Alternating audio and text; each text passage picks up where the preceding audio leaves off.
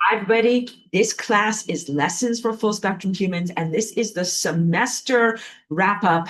I'm excited to say we will, of course, start a new semester. So before I get going on the what I want to share with you today, I want to do a little bit of quote unquote light housekeeping. So let's talk about what things will look like going forward, because ordinarily what I like to do is take a little bit of a break between this curriculum. Like if you're an enrolled student in Lessons for Full Spectrum Humans, you don't have to enroll again. You can consider yourself just perpetually in my class, and I'll keep you on all of the student email lists and everything. Unless if you don't like receiving these emails, just bounce back an email to me and say, just take me off your list, and I will not be insulted at all. But usually what I do is just start again at level one, lesson one, but I want to do Path of Light. But here's my conflict. My curriculum about Path of Light is very abstract, and it does not necessarily address the very real perils of your journey that you're facing right now. And I like Path of Light as a 4 week respite and a break from having to focus on some like extremely distressing crapola stuff. But I think it would not be responsible if I was like, okay, everybody, like we're going through this difficult stuff. Let's take 4 weeks off in order to focus on abstractions, and then we'll gather it again in order to be able to continue with where the rubber meets the road. Like that would be very irresponsible of me. So what I decided today is that I'm going to do Path of Light beginning. It's a 4 week class beginning next week. And I would like for everyone, like, if you haven't been a part of that, please enroll and be a formal part of that class, because I have a separate student list for that. And I consider it like super heavy lifting for the extremely advanced thinker and a person who is very open to this type of different way of looking at the world. But what I'm going to do at the beginning of each Path of Light class, before I delve into beautiful, pristine abstractions, is give a weather report and some tactics or tips for what we need to be doing each week. Because I think you can tell from the last several months as I've been updating my curriculum, like things are changing and accelerating at a very fast rate. So if I was like 4 weeks off and then we'll reassemble here to keep on confronting the sun, like that would not be okay. So what I'm going to do is keep on giving updated weather reports and what we should be doing in terms of our confrontational activities, even while we also delve into the abstractions. Awesome. So weather report is next week, beginning with the first class, Path of Light. Path of Light has a wonderful whiteboard series that is separate from Lessons for Full Spectrum Humans. And it's all on my little like Vimeo place where you need a password to get into it. So if you want to access those whiteboards and like actually comprehend what I'm saying and do your homework instead of just come to class and like have a lecture without really comprehending things, please enroll formally. So I'll keep the enrollment link down here in this video. I don't know if I'll do a whole separate invitation video to get people on board, but please get on board. It's very worthwhile curriculum. Don't be intimidated by it. And I think that it will enliven your view of the world. So along those notes, segue into what I'm doing in terms of like enlivening your view of the world.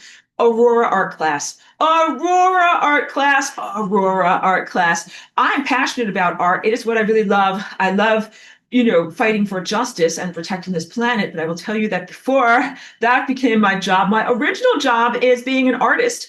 And I love being an artist and an art teacher or a mentor or a facilitator. So please think of me in those ways. And so what I'm doing is creating a class that is drawing from life. Some of it is paint along with me, where we're going to do it on Saturday evenings, because that's when like I get really great light where I live. So that's roughly around 6 p.m. Pacific time. And what I'll do is have a camera that has a view of my sketchboard and what I am drawing. And I'm going to narrate some of my techniques and what I would require for you to do with your own view, because the concept of drawing from life is that you do not draw from a photograph or a video or anything like that. So you have to learn how to see with your own eyes and draw and translate what you are seeing yourself onto your page. And I will help you to learn how to do that. And you don't have to have drawing skills to be able to do this. Drawing is a skill. Like I wanted to say that you don't have to have an innate talent to be able to do this. Drawing is a skill. And even if you don't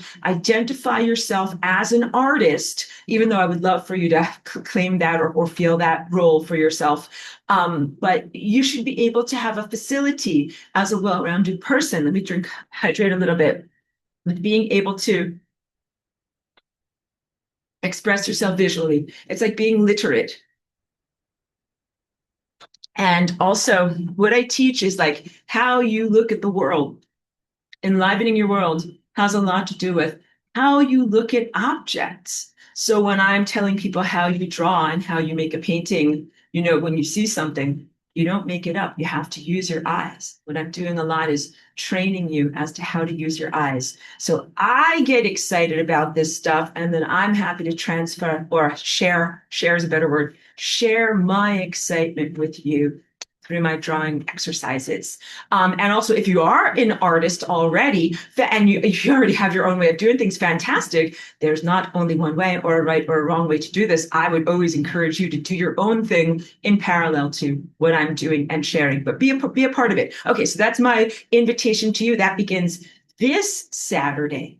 And I'll also have the enrollment link down there for that too.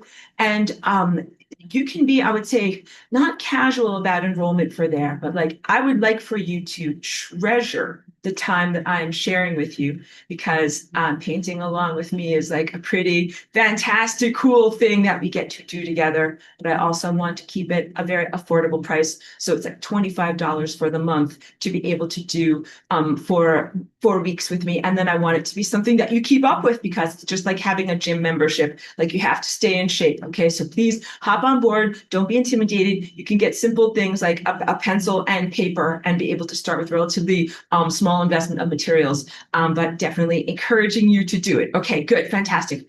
Housekeeping out of the way. So now really getting into semester wrap up. Ordinarily, I talk about things that are, so I'm collecting my thoughts when I kind of look up like that. And I'm also like kind of retrospecting the flying rainbow lasagna, abstractions of your DNA, creating new timelines. Every other semester, when I've wrapped things up, we have not been in this moment of like extreme torment or this huge compression point or intensification and very real difficulties of what's happening in the moment. Like if you were to be too lax and lackadaisical, that things might not go in the optimum direction. You have to keep applying your pressure or keep applying your intention in this moment in order to, I don't want to say achieve the future that you want, but let's say optimize, go in the right direction, and even create a future for you to inhabit. And we're going to talk a lot about those types of concepts too, concepts of entropy. So we're really in like a winner takes all moment, not like any other semester, even though, each time has its own flavor. And usually what I talk about is something rather hopeful, like flying rainbow lasagna, changing your DNA, changing and optimizing your timelines. But what I'm going to talk about today is really the perils of delusional positivity, how you manifest the future, how you create things. What are the, I'm sorry, I'm not synopsizing as well. I'm already fallen. Let me try better, start from better direction. How we're talking about making the future, because the wrap up is like the flying rainbows on you and the future. So we're kind of looking into the future. We're in this moment where it's not the singularity of the transhumanists, even though they describe it as that, but it is this infinite pressure point where so many things emanate forward from this moment. So this is a moment where you are creating the future, but I have a lot to say about that and about characterizing that and about the ways that futures and presents are created and about illusions and things that have been influencing you into even creating this world of mortality.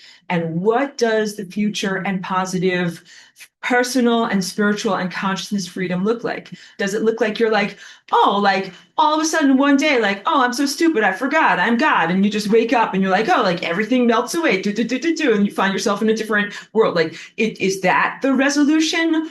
Or is it something much more tangible? And is there an integument where you actually are respecting the biological form and also the laws of physics and the rules of what sustains and generates matter around us, and something that has connective tissue? instead of the non sequitur of like, oh, like then one day, blah, blah, blah. Here, I'm writing with my magical scribe pen reality, blah, blah, blah person. And then one day, remember that they were God, and then suddenly woke up, and the world of limited materialistic boundaries dissolved around them. And then all of a sudden they floated off into a world of pure freedom. That's one way to write this, but I think that there are better in terms of causality structure, more airtight, better structured and architected ways of being able to do this. And when I do Flying Rainbow Lasagna, it is not like a magical get out of jail free card or a magical like rearrange reality into crazy ways button. And sometimes I have jokingly, this is all preamble, I'm not even on my notes yet. Sometimes have jokingly referred to it like Hitchhiker's Guide to the Galaxy. They just press the infinite improbability drive, and then everything goes kablooey and changes after that. Because Flying Rainbow Lasagna is not random. So it is not like saying, oh, and then one day the universe or the cosmic infrastructure self-created Flying Rainbow Lasagna, and then all rules went kablooey and anything was possible. That is not who I am or what I represent. I represent the next highest dimension or next level of capacity that happens after you add another degree of freedom. So it doesn't mean like anything weird or random is possible. It means that there is now opening space or a capacity to shift things that wasn't there before. You can now make membranes that were far apart meet, but you shouldn't just make everything one giant soup or one giant mush. So this is very selective restructuring, not a random sense of restructuring. And there are causalities, like this thing happened because of this, and this thing happened because of this, and all the math needs to hold together. All right. So now let me get like more into what I've actually prepared for you. When I say delusional positivity as a starting point, this is what a lot of people think about or have been indoctrinated or given the expectation to think about in like, how do you make things happen? And some of them are maybe from the late 1800s or early 1900s, like self-help books, like Think and Grow Rich or something like that, or some of these facile ways of looking at the world. Like all you have to do is like get happy. That's why I'm making this silly face. Like just get happy, and then you'll be able to make things happen. And this relates to what I've been sharing with you in terms of my insights. The whole view of who is on Mars, this garbage from Mars, this technology, and how illusions are being placed around you as you live in Atlantis. And I address the Atlantean remnant. Garbage, you're not in my class, so I'm speaking to the Atlanteans here.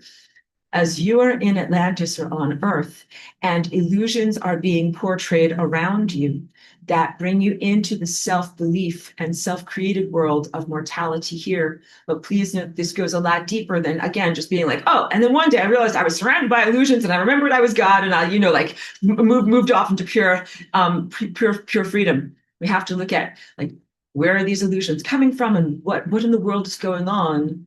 You're not just here to like get into a trap, chew your leg off, and then get out of the trap and run off like a wild animal, even though I want you to be a savage and be a wild animal. But then that just leaves your leg behind in the trap and doesn't address at all the perils of why that was even there in the first place. So let's go deeper into this. Delusional positivity is when people think like, yeah, you just have to have a positive view of the future and things will work out okay.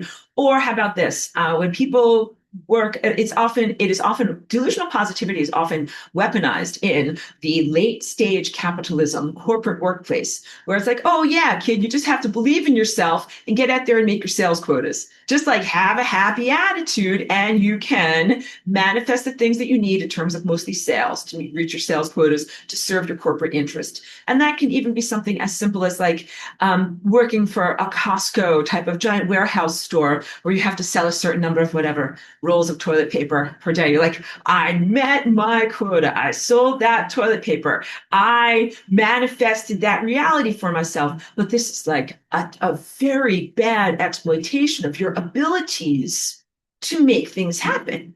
Like you're manifesting toilet paper sales as opposed to deeper levels of spiritual freedom. So now let's get more into this. Delusional positivity as it relates to not only manifestation of timelines, but manifestation of physical stuff. So that's getting like money or a new car. As it relates to new age, so we're talking about some of the original videos that might have been like The Secret. I don't know if you ever watched that from the early 2000s.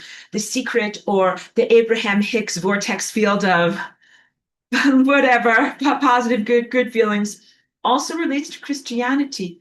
Maybe not necessarily in the sense of physical materialism, getting the stuff that you want, because there is prosperity-based Christianity and a lot of things that are part of the mega churches. Like if you make your tithes and if you pray hard enough and if you like celebrate Jesus hard enough, then you'll get money too and live a good life. So not everything is about being a penitent wandering mendicant without, that's how you have to be as a Christian. But there are many Christian indoctrinations that are about the necessity of your poverty and how you shouldn't have a lot of stuff. But let's say your treasure in heaven, believing in your afterlife and your treasure in heaven. Let's also go beyond like socially acceptable cults, which is what Christianity is, but into non-socially acceptable cults. That would be whatever, and any type of strange cult of the season.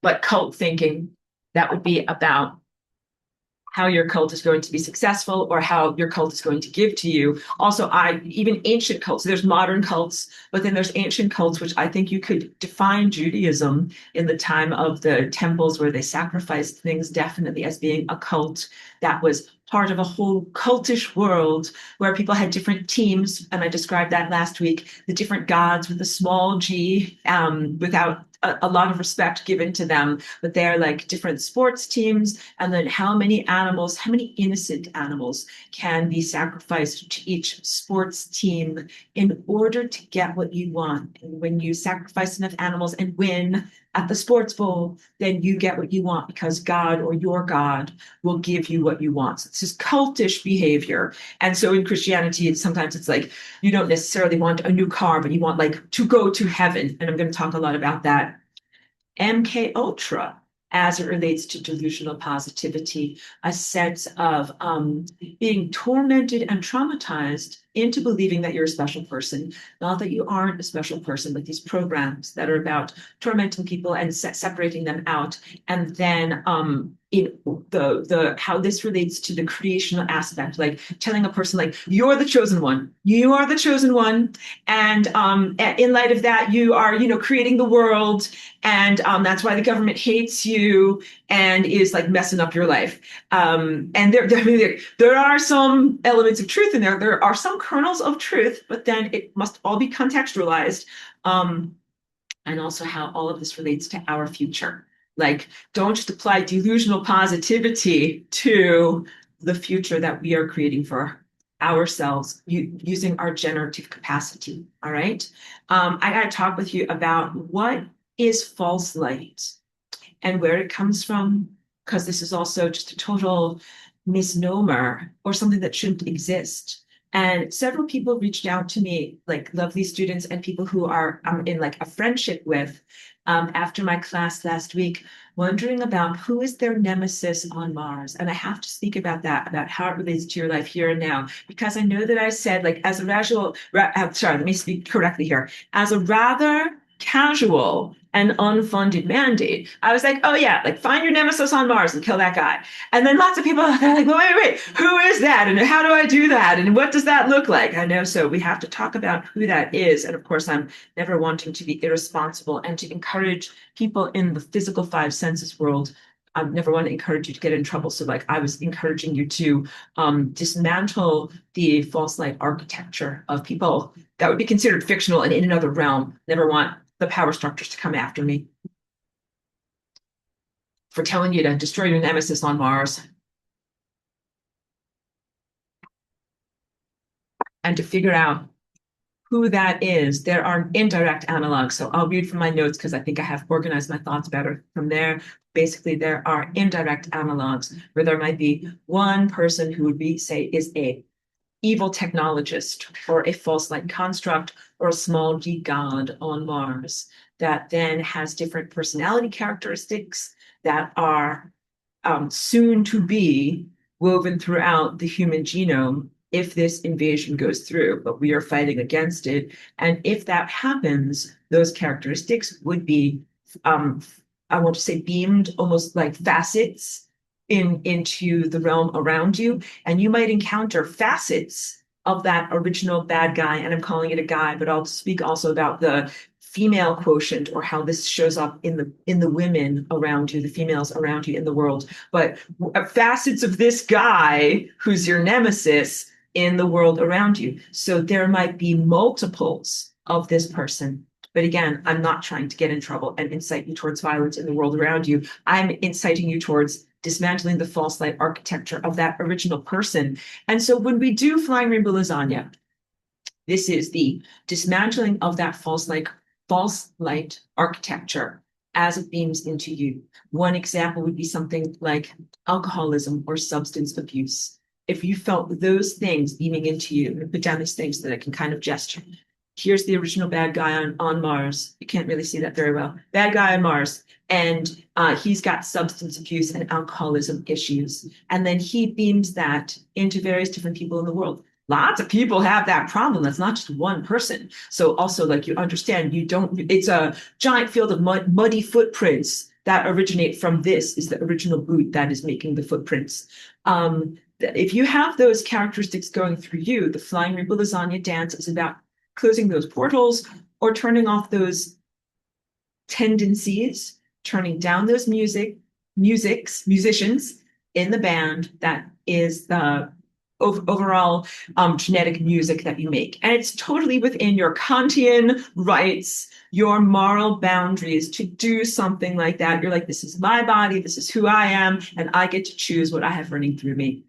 As you're starting to identify more and recognize your responsibility towards the entirety of the planet and the entirety of your species, you can then also start to say, this guy on Mars who has addiction and drug abuse issues does not get to divide himself up into many different lives or influence many different existences here in the world that I occupy and make a bunch of trouble in this world. So by dismantling this original guy, you then solve a lot of problems before they begin in the world around you. So that's just one example. I'm going to flesh it out a lot more. So let me keep going forward, okay?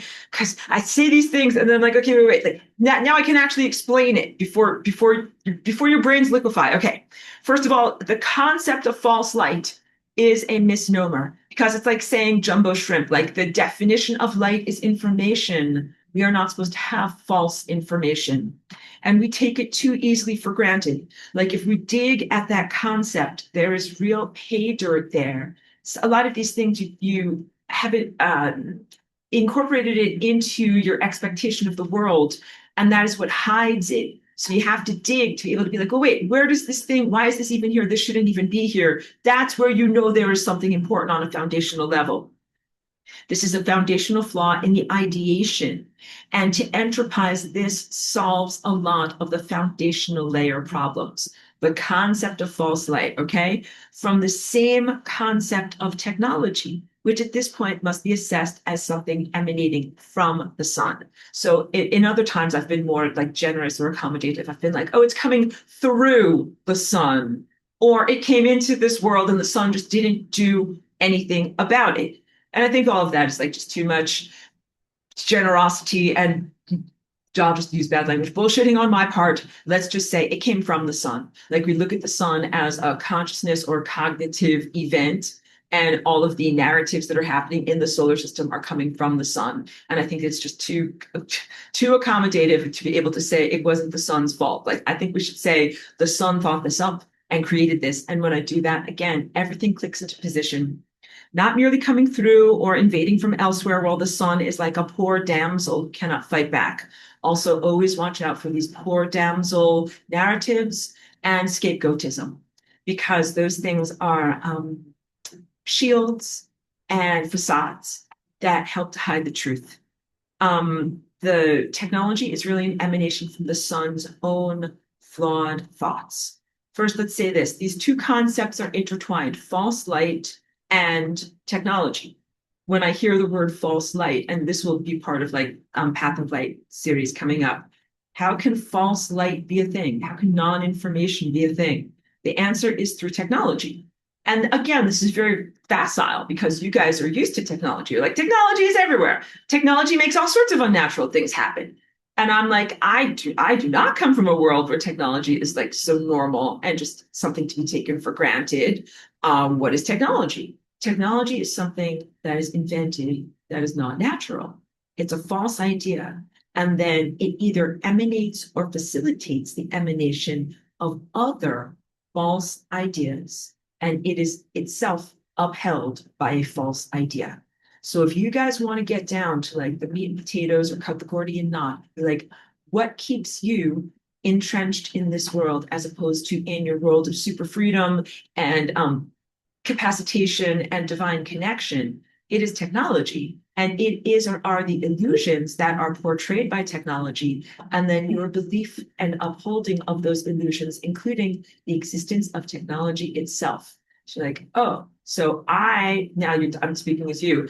I just need to stop believing in technology, and then that will make all technology disappear, and then this will all be okay. I would say yes. However, the initial illusion does not emanate from you. So although that would be an effective way of like getting rid of a lot of muddy footprints, the initial boot still exists. That would then, if you didn't address it or confront it, make a new imprisonment, a new bad thing that you have to deal with. So don't just deal with the peripheral emanations of, let's get to who or what is actually responsible here.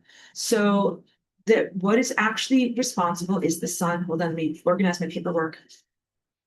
It's very polite and accommodative to say that the sun has unhealed trauma. And we haven't spoken that much about what the Orion Wars are because it seems like it's always like, well, like you have this bad thing here, but it really comes from this bad thing here, but it really came from this bad thing here, but it really came from that bad thing there. And it's exhausting. It's exhausting to always be like, oh my God. I mean, like, you're always going to expect that there's a larger magnitude shell of trauma that your fractal microcosm trauma is always coming from. And it's exhaustive. So instead of always going into that, like expand, because it's like you deal with this and then go up to here and then deal with this as your maturity level rises. What we are doing is dealing with all of this trauma right now. So it's good that you know that the Orion Wars exist. And also the Orion Wars have been misportrayed as something came into the galaxy. Like you envision like a splat of paint, like here's a perfect painting, that's the galaxy. And then somebody threw a splat of paint there. And that made all of these stars go kablooey and get out of position or be disarranged and then or deranged. And then our star is one of those poor damsels, poor deranged star. And I'm like, no, I don't think that's what happened at all. Let's look at this very, very differently. I think that our star is a fucked up loser and is a ringleader and did this intentionally to itself. I don't know why. When you ask why questions like that, it's like, why are people crazy? Why are people psychopaths? I don't know. Why are people self-destructive? The sun initiates the concept of self-destruction and decides to get itself somehow out of its perfect position. And then the other stars that are connected, I'm starting to call them its posse. Like the sun went out of position and then brought a bunch of other stars with it in its posse. But I'm being generous. I don't think it's the entire stellar system yet. Okay, that's what the Orion Wars really are. And I'll just read forward. It is also accurate to say that the sun traumatized itself or invented ways for itself to be traumatized so it could then act in this deranged way. Act like drunk, substance abuse, and sexual distortions. All of these things come from the mind of the star. These things do not come from like some outside of the galaxy bad monster. And then the star got traumatized, and then the star started acting in this way. A different way of saying it is that the star contained these negative potentials and then engineered the situation to be able to act out its negative potentials as if it is the poor victim. But this is very, very different than the paradigms that you have been in, where you have been a truly innocent victim and have been unjustly blamed. Like, anytime if you in your life, in your five senses life, if you have been assaulted sexually or exploited sexually, you did not deserve to have that happen to you at all. That is really not something that anything should happen to anyone. So please don't think that you engineered that situation by being drunk in a bar or wearing the wrong outfit or like presenting yourself to whatever a dangerous person, like acquaintance rape or something like that. Like, please know that you did not deserve any of those things. But the sun is acting much more in like the negative portrayal that I'm showing Jesus Christ, who's not a Christ anymore. So let's call him just Rabbi Jesus, someone who self destructs and chooses self torture as a form of masochism, as part of their own self destruction. You're getting it. You're getting it. Let me keep on reading forward. So this is not a simple blame the victim scenario.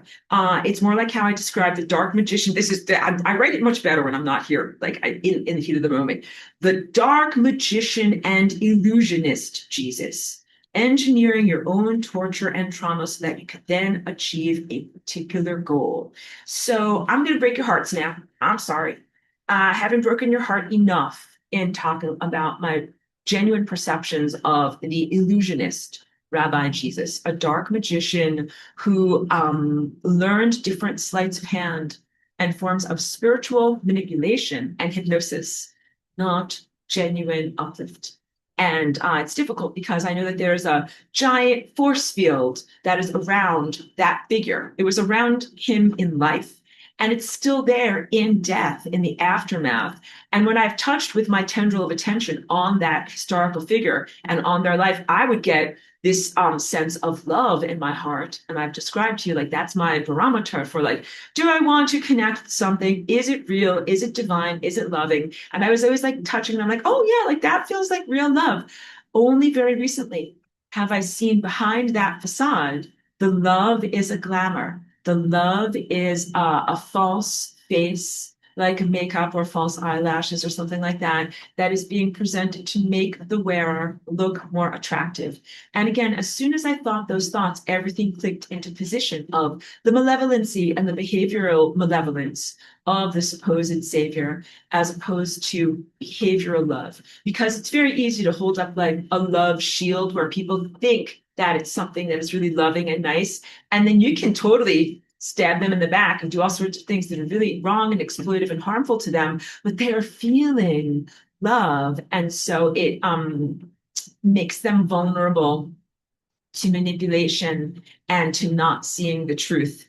When I say I'm going to break your heart, it's because what does it take to create a love spell or a glamour at that level? It takes a lot of harvested energy. Like, you guys are familiar with the concept of loosh and Satanism and the exploitation and degradation of like sexuality, someone who's violated or raped in some way, and then the energy is taken to be able to be turned into some form of occult spell. It's powering a spell somewhere. If you ever wonder, like, why does sexual violence happen? The energy that is released is used to power negative reality distortions and spells and dark magic. Love spells are dark magic. This is why we don't do them. I propose that Rabbi Jesus did a big, giant love spell that was big enough to not only manipulate the people that were around him in that time in the Middle East, but to last for 2,000 years. So this is why I'm breaking your heart by telling you this. I know that there's a lot of admiration, and I have felt it too, but it's important to disabuse yourselves of those notions. If it's a 2,000-year long love spell, like, you have to like murder or rape a lot of people to make that happen. That it would be the price that you have to pay to be able to create a reality distortion that is that profound.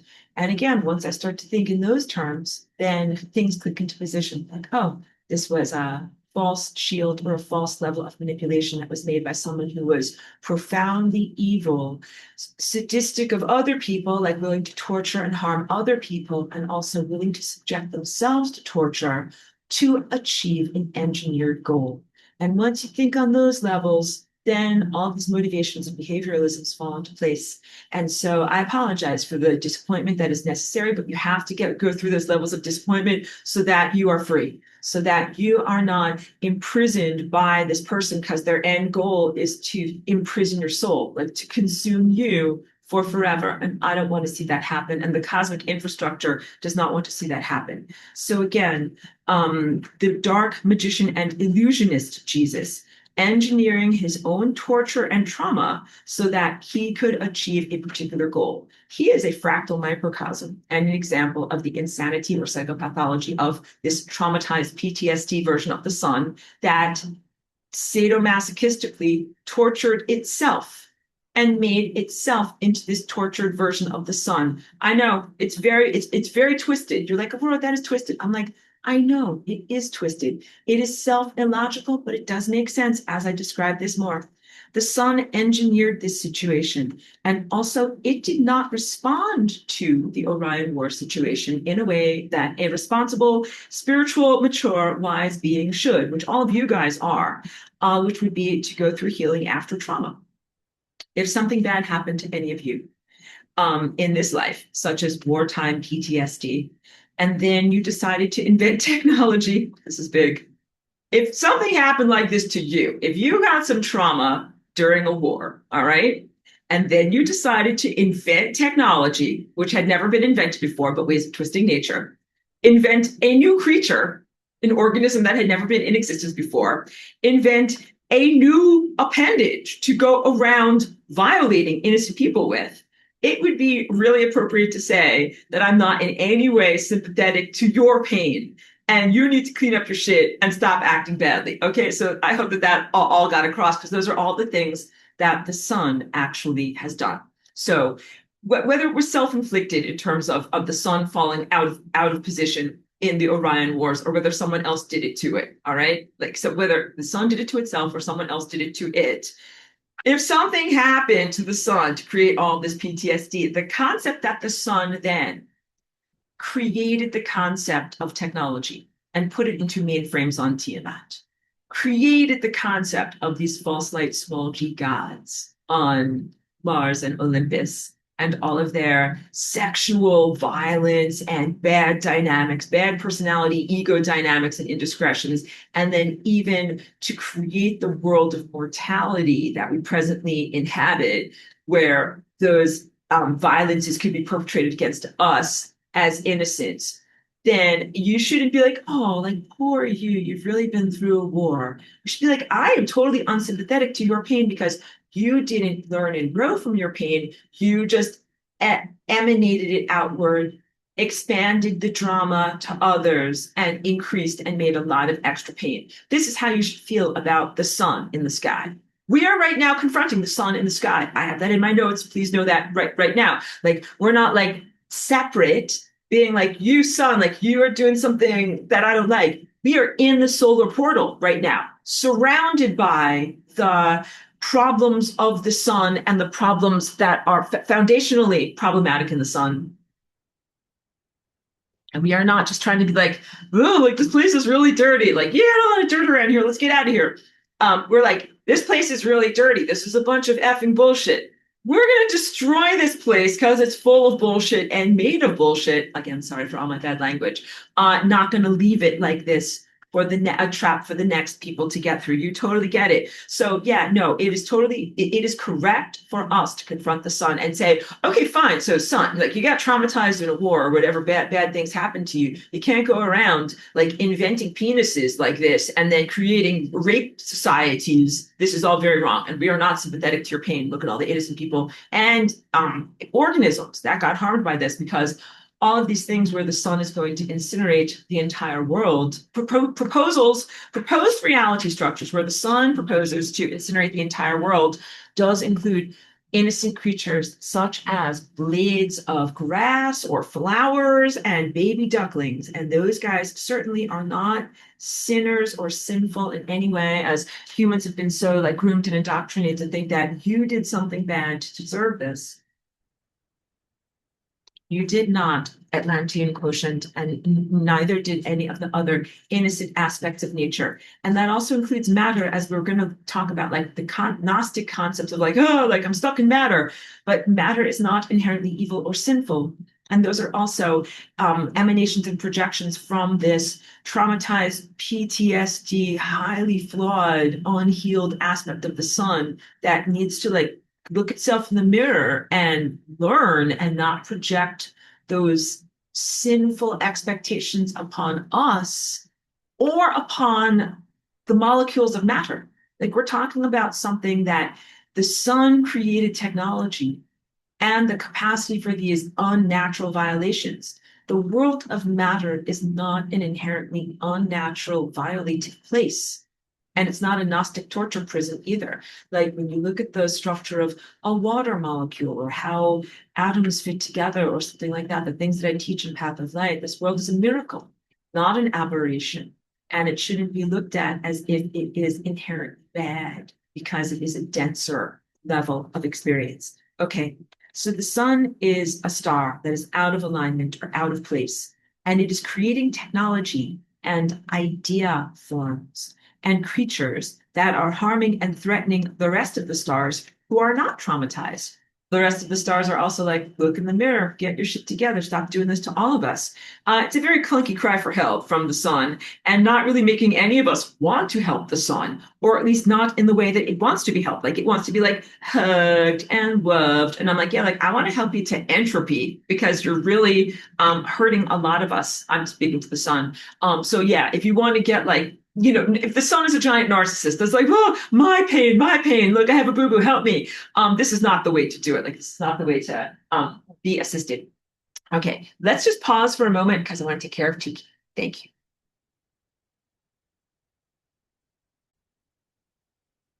That brief cheeky pause. Okay. No, it doesn't really make us feel very sympathetic at all to the traumas and injuries of the sun that the narcissistic sun is asking us to help it to be healed from because it is expanding its trauma so much. Mostly what it does is makes me want to remove this guy, the sun, the personality who is there, who is torturing all of us, and send it to entropy so it won't cause any more problems.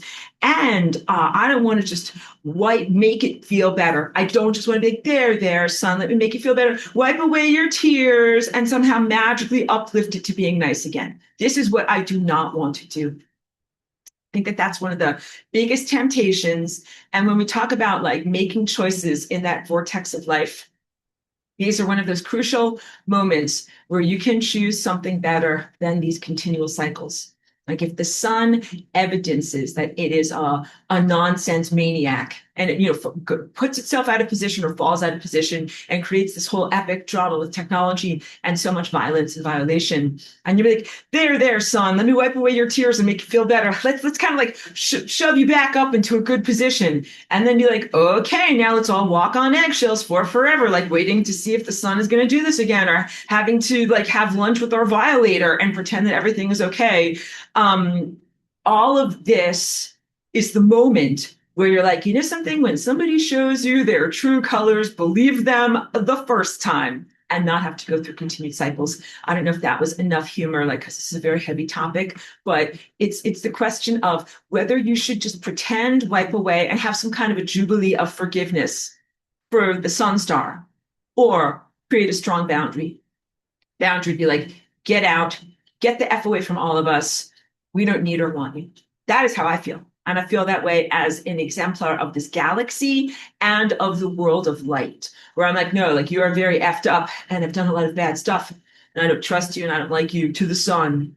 And I'm not going to try to fix you, heal you, polish you up, and get your corruption off of you so that way you can somehow be better. I have actually zero motivation to do that, and every motivation for my own self-protection and the protection of the fabric of space-time not to do that.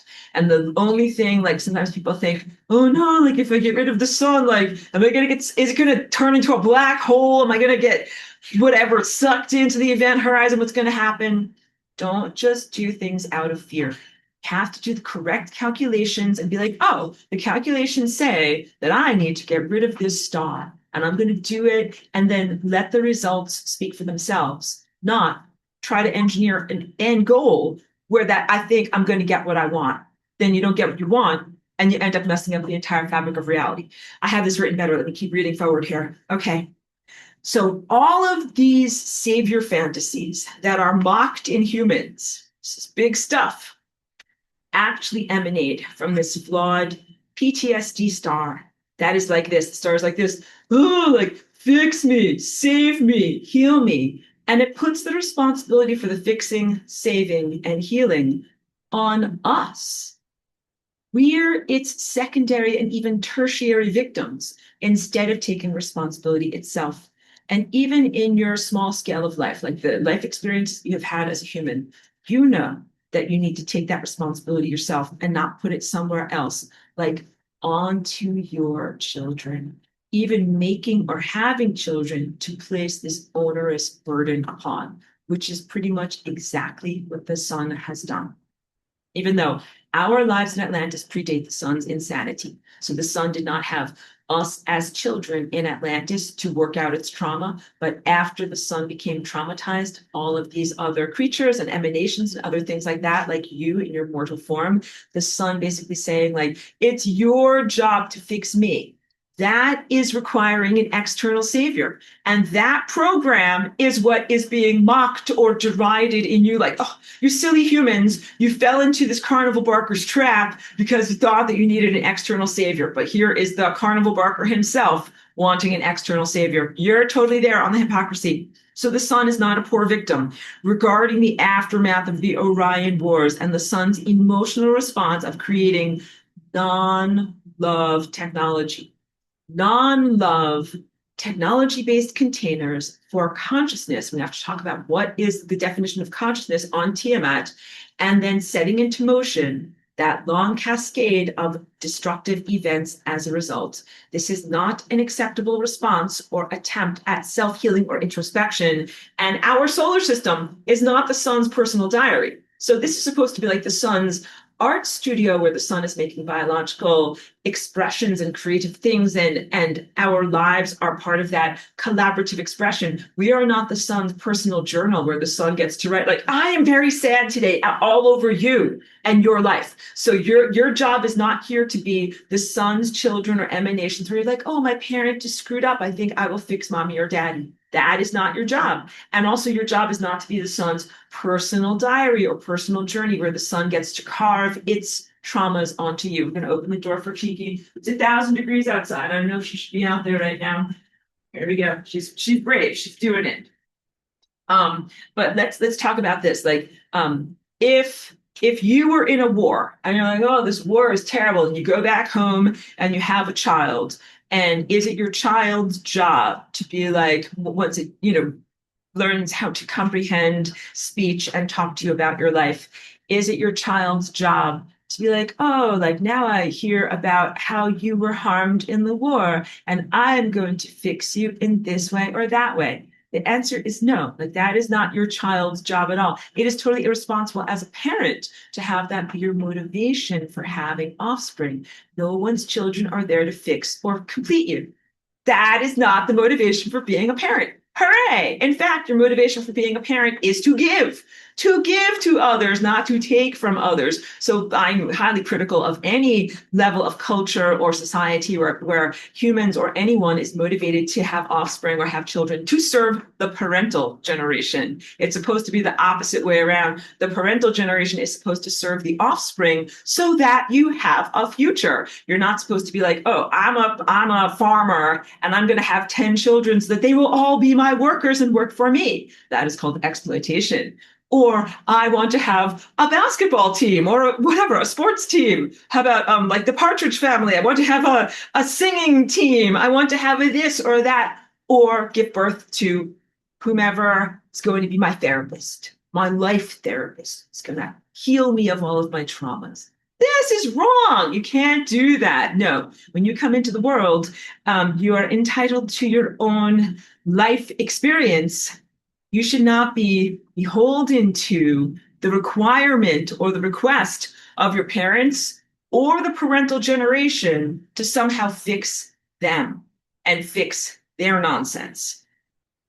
And when I say the onerous burden, like this is the whole point. If the sun was traumatized in a war, it is wrong for the sun to be like, now I'm going to make problems on Tiamat, then I'm going to make problems on Mars, and I'm going to invent Mount Olympus, and then I'm going to invent the world of mortality so that you, mortal humans, can fix my shit. That is all really, really wrong. You guys totally got it when I put it in those words. And I really thank you for letting me sometimes use like what I recognize as non-elevated language, because I think that when I'm for real and when I say these things in a casual way, you really get it. And I enjoy being able to be that authentic. All right. So the sun is not a poor victim. And let's talk about this was all in an opportunity and an excuse for the sun to do something that really should never be done, which is to invent something that should not exist. Technology should not exist. And we can do all the things that we're supposed to do without technology. It's like false light. The definition of technology is the thing that allows you to do things that you should never do. And that's inherently wrong and that you should not do. Okay. But we live in a world that is like the world that is full of stuff that should never be, facilitated by the stuff that should never do the stuff that you should never do. So you already exist in a world of stuff that is that you got it. That is aberrant. And it might make you nose blind to the presence of what is actually giving you your challenges. Hold on a second. So attend to chicken. Hold on one second. Thank you. So let's refocus now to Mars. As the most recent place that technology was flourishing and growing, and that is adjacent to our existences in Atlantis. I describe how those creatures of Mars have targeted and inhabited individual Atlanteans, that's you and me, or how they intend to, and how we are in that moment of battle and confrontation in an effort to prevent those timelines and prevent those experiences. Okay, so I'm going to get very parenthetical here. Get ready. Important to note that we are also at the same time as being on the surface of Atlantis, where we walk with our feet on the ground and, still connected to the sun as a type of, bridge and connector. We are also part of the floating collective of consciousness and pure light that is the city of ascended beings around the earth. So those are the people that have already ascended successfully in Atlantis, but have not yet gone through the solar portal, that are creating that beautiful accumulation, kind of like what my fabric is like, of consciousnesses. And we are not the opposite, but we are the real deal in relation to Mount Olympus. Mount Olympus are like the lame ass losers, false light, imposters, and idiots. And we are the real deal. And in the correct levels of pristine reality, what we do is filter or collaborate with the raw energy from the sun to be able to percolate reality structures to the people who are on the surface of Atlantis. All right. So now we have to talk about who I am as Aurora, what that seed is, because I portray it like if this is the Atlantis Earth, and then there's this floating collective that has to always chase the sun. That's why, because you can't be in darkness. There's still daylight, nighttime in Atlantis. There's not the tilt of the axis, but there is still rotation and a sense of daytime and nighttime. And so for a light eater and a light-based being, that means at nighttime, when you walk on the surface, is like going into standby mode. But when you energize and ascend, you never go into standby mode, and you have to eat all the time. Like being an athlete, I'm an athlete. I eat all the time. I buy all of the lavender biscotti from the store, like every time I go there, and I eat them all shamelessly. They're really good. So when you are part of that collective that is constantly circling around the earth, you do that because you have to have a constant influx of lavender biscotti into your mind. And that is the true light that genuinely comes from like a pristine level of the path of light, the continuum of light, not the flawed solar personality. But I am part of, or I don't even know how to say it. Let me read. I'm the seed that already has graduated. But now you are a part of a new seed, but I'm part of this seed also because I fly rainbow lasagna here. So let me read it for you. But put on your brain muscles because this is going to get very complex, okay? Get ready. I, Aurora, was technically there at a different formation of a different seed. So, not to be too confusing with layers of parenthetical anecdotes here, but a wonderful student reached out to me via email and said, where are the other persons who ascended at the same time as me, Aurora, in original Atlantis? Okay, so here is the answer. It's complex. Please get ready. I began as the center of the seed. So, like, we're in Atlantis walking on the surface, and I ascended up the mountain, as I've described, and then was up there, like, doing my dance and circling around as the first person in the band. And ascending as an individual and getting the music going. And then others ascended individually and joined me and my music, and that we were floating around the earth. And eventually we became a really tight band. And we went through the sun, but this was in air quotes, it's not really through. We went into the solar portal. And it was not insane in that moment when I did that. And then all of those fellow musicians became part of what is known as Aurora, the Consciousness Collective. This is why I say I am a collective. And they are a part of,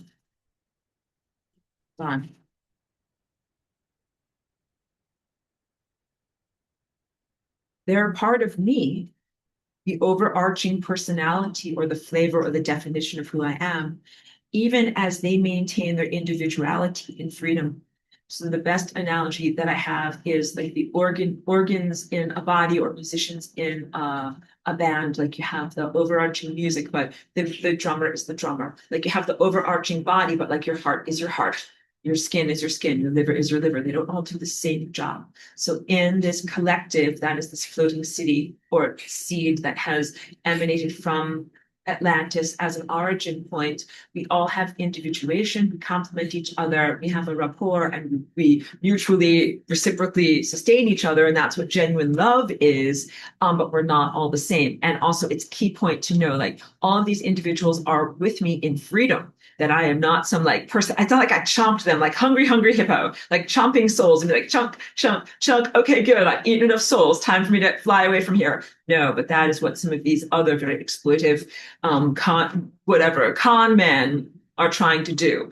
So no, I am all about freedom. And if I can also just engender this to you, the freedom that I establish with people, like all of my relationships are in freedom. This is foundational. And that's because I don't like take slaves or have like these requirements, ownerships, and everything is done through loyalty.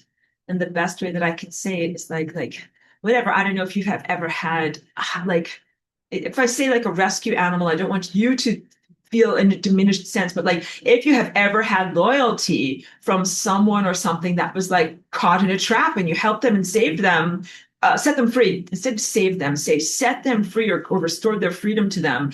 And then like a crow or something like that, and you fixed its wing, and then it was able to fly away and it went back to being a wild crow, but it still brings you gifts or flies above your head or something like that. That is what I'm talking about. I don't know if I've come up with like a good spontaneous example, but I've helped a lot of consciousnesses towards genuine freedom.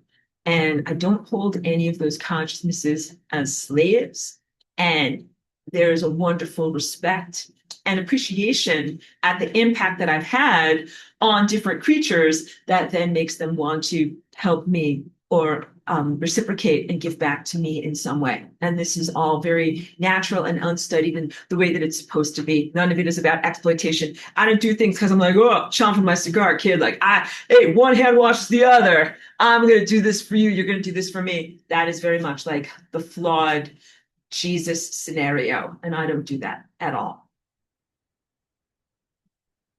So there's complex time language now because we're doing a similar maneuver. I, as Aurora, the consciousness collective, have backbended in time, flying Rainbow Lasagna into this moment now, where I am here again, doing the similar type of thing. All right. I am starting another band. I'm getting the band together, getting the music going. and select me. You got that reference. I hesitate to use Hollywood references, but like someone in their mind, they were like, I'm on a mission from God, right? It's from the Blues Brothers. Sorry, these are very silly things that run through my brain, so I try not to get you distracted or distract you with them. But we are forming a coherence. And what is different now is that we are going through with these select musicians. We are accelerating and ascending, but we have to go through the now insane solar portal. And we are confronting the sun's trauma and insanity and the technology that it has emanated. And we are eradicating those disharmonics as we go. And we will. And okay, wait. Um, Original Aurora is still in existence. Like I emanate from and vibrate with that level of myself at all times. And that is also where I store, for lack of a better word, like I joke, like I store myself in the cloud, not like the iCloud of Mac computers, but like the consciousness cloud of who I am on the stellar network. But even beyond that. So my original self at that level has not evaporated. I'm still in existence. And this is possibly difficult to comprehend because of time, but just hold it lightly. You are ancestrally related to my original Aurora collective, related to them as yourself in nonlinear time dynamics. All right. I know it's very, very difficult. Hold it lightly because you're like, you guys are the Atlantean remnant, but a lot of the people that you're connected to and some of who you were there, ascended there, how can you be there? How can you be here? Don't go into rationalities around it, but just understand that there are many complex connections. All right, good. I didn't have a better way to be able to say that, but okay. To reiterate and emphasize the answer to the original question, where's all the people who ascended from original Atlantis? Not all of them. Some, but not all of them, joined Aurora the band and are with me and are part of that band. That means that they are also connected to me and a part of me as I am here now, creating another seed to kind of help you guys graduate up. Those are the main aspects of this, that the most salient points. Good. And then it's not too intimidating to be able to consider all of that. All right. In our world here now, there are many misattributions about how wrong humans are and how badly you're destroying your own planet. All right. But these polluting technologies and insanities, the bad use of resources and other things are really being done by evil, stupid, and idiotic garbage from Mars, which ultimately emanates from the insane PTSD sun via Tiamat. So this is more like blame the victim stuff. Humans are excoriated for the destruction of your own ecosystem. And yet it is not you who is doing it to yourself. It is actually the technology and technologists from Mount Olympus, from Mars. They were unresolved in their destruction on Tiamat. That was like a mainframe type of place, like an anti-Lemuria, and no real body containers, which is like consciousness, but not real consciousness. But all of that experiment actually comes from the sun. So instead of like, oh, you humans are so dumb that you're destroying your own ozone layer, it's like, no, actually, the sun is destroying your ozone layer. All right, let's go further. One example, I talk about this guy all the time, one of my least favorite people. One example is Elon Musk. He is a direct analog to the false light constructs from Mars, who are so disassociated from the actual stuff of life and what's a state of biology that he and many others look at the world as a mere video game or simulation when it is not. I'm going to emphasize this a lot, but first I will go forward and say this is a key point. And if you ever get confused, tap the sign, all right? Tap the sign. Not a simulation. This is not a simulation.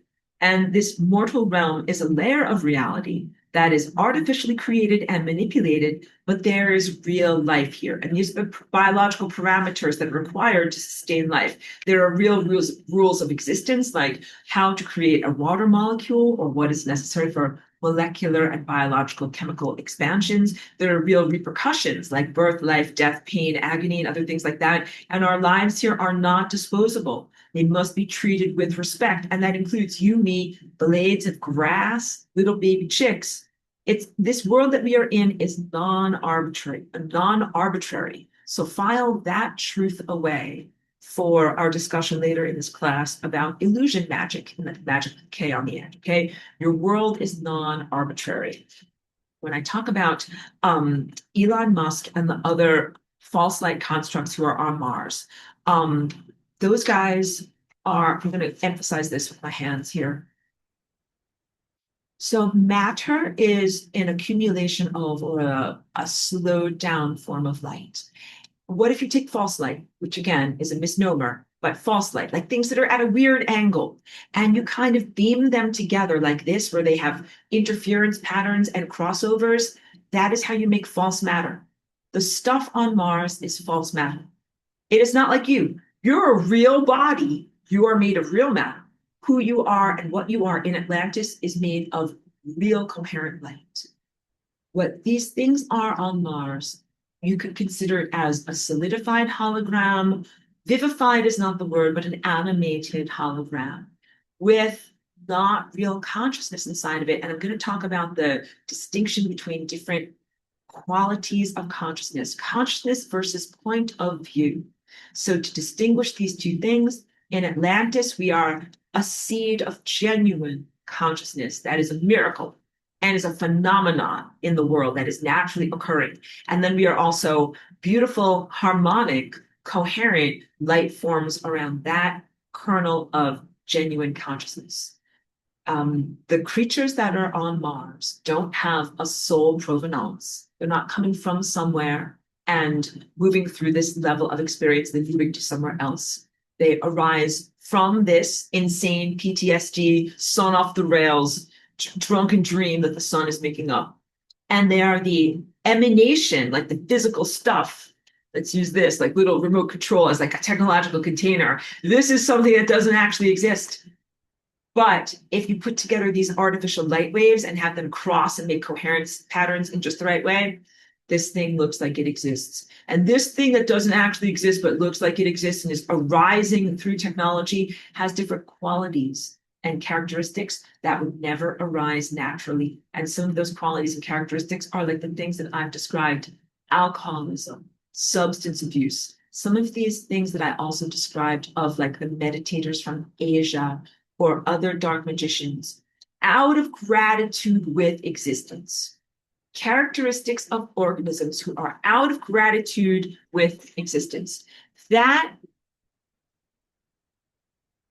flaw, I don't want to say like sin or something like that, but like that foundational flaw, when you see that, you know that you are dealing with something that is the emanation of the artificial people from Mars. Something that is out of gratitude for existence. Because when you are actually who you're supposed to be and you're in existence, you have a profound gratitude for being here. You're like, I'm so glad that I'm me. I'm so glad that the world exists. I'm so glad that I am who I am and that I get to do all these different things that I get to do.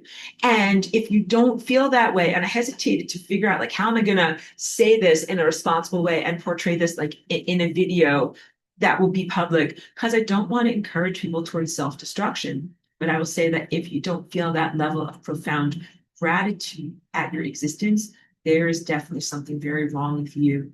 And I don't want to point the finger at like you, not the Atlantean remnant watching my videos, but whatever, some weird garbage from Mars person stumbles across this video and manages to come to this point and is like, oh no, like I don't have a gratitude for existence. There must be something wrong with me. I am really pointing the finger at the sun. The sun that either is PTSD from being in a war or creating its own trauma. It is out of gratitude with its own existence. And what I really feel like when I deal with the sun is not like, oh, like I want to fix you and help you and make you have a joy for life again. What I really feel like is, oh, if that's how you feel about it, like get the F out of existence. Do you know why? Because the sun has effed up things so badly and imperiled the fabric of space-time so badly with its own like dramatic feeling of being so burdened by being in the world that it has put its burden on all of us. The sun is like, I'm so unhappy to have to be in existence. So I'm going to create technology and rape and traumatize all of you. And then you're all not going to want to be in existence either. That is, what is that class? That is narcissism. That is narcissistic behavior. When you guys have done petty tyrant training with your garden variety narcissists around your community, when you encounter that level of narcissism, you are able to recognize it and then apply it to this sense of like, my problems become everybody. I'm a narcissist right now. My problems become your problems. You got to fix me before you're going to have any level of quality of existence in your own life. Like, that is inherently wrong. That is inherently wrong. You're supposed to just fix your own shit. If you got problems, you got problems. You're not supposed to emanate your problems to everybody else and make your problems their problems. But perhaps you have experienced that in a bad boss or team leader or something like that, manager, or a bad professor or teacher, bad parent, bad lover or husband, wife, life partner. Like, these are very negative echoes of the flawed son. And no, again, your life experience here is not to be abused or exploited by someone else so that you can fix that. Like, that is their own problem. I also want to talk to you about, and I go through this later in my writings, when I did my little quail project and I had a lot of little baby chicks. Of the 30 eggs that I hatched, only 2 of them actually survived and turned into viable life. There were a lot of non-viable life forms there. And some of that is because of the genetic roulette wheel. Some of it is because these little baby chicks were like genetically malformed. And that when they came out of the egg, if they even emerged, they were so weak that they never developed a digestive tract, like they never developed the capacity to actually eat or drink. And this one, I was trying to keep it alive because I'm like, here, let me sign a little thing. I'm trying to keep it alive because it didn't know how to drink. It's going to die in like 24 hours if I don't get it to drink something. So I'm holding it. I'm trying to like put like a little eyedropper of like liquid inside of its mouth and like putting it on its mouth. And it just looked at me. And I'm very telepathic with animals. And this little tiny creature is like dying. And it looked at me and it was just like, why are you doing this? Like, I am clearly not supposed to be here. I am not supposed to be here. Why are you shoving water in my mouth trying to make me be alive? And then, like, it passed on. I buried it outside. There's a lot of death involved in taking care of chicks. It's not a project for children. But anyway, that poignant moment when the tiny little chick is looking at me and it's like, I am non-viable. Why are you shoving water into my mouth? Just let me die. This is the same feeling of the sun being out of gratitude for its life. The sun is like, I don't want to be here. I don't like being alive. I'm going to throw some giant explosive tantrums and I'm going to hope that someone out there ends my existence. This is what we are facing right now. I know there's questions and comments. Let me just go forward a little bit further until there's a good breaking point in my notes, and then I will address what you're talking about there. So the concept of artificial creatures that are in inner conflict because of their existence, because they technically don't exist and they shouldn't be in existence. So, the baby chick, it should be in existence, but also those quail were severely inbred. Oh my God, they had so many genetic problems. And I told you about Mr. Flowers and all those other things too. Strange, emphasized, out of balance sexual dynamics. The creatures on Mars have innate self-conflict about their existence because they are not supposed to be in existence. They're solidified false light, and the only way that they can be here is through the existence of technology. Like the quail that I raised here in my bedroom are not wild quail. Wild quail do not have to have someone that helps their egg to break open and then says like, here, drink some water, stay alive. They would not survive. They would not do that. They also don't have weird sexual dynamics where like, the male is like way whatever, overbreeding, overmating with one caged female who, whatever is being exploited and over fertilized. No, quails in the wild, and they live in the mountains here, like where I live, there's California quail. They have figured out some way to hatch their babies. Their babies come out. The mothers know to hatch their babies. The babies know when they come into the world that they have to eat, drink, and poop to stay alive. And the males also know that they can't just like be constantly humping the females because the females will die. Like, these are like natural, balanced dynamics that happen. So what happened? How did these quails get into my bedroom? Did a machine 3D print them in my bedroom? No, of course not. They came in eggs. But the combination of characteristics within those eggs, non-naturally occurring. They happened as a result of many, many generations of humans inbreeding them.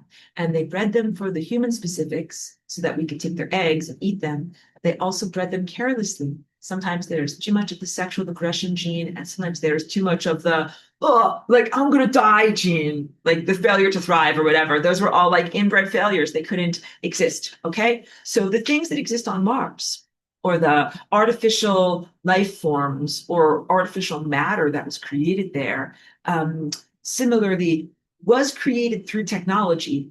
But a lot of it is the characteristics that would never have been put together in those combinations or those proportions naturally.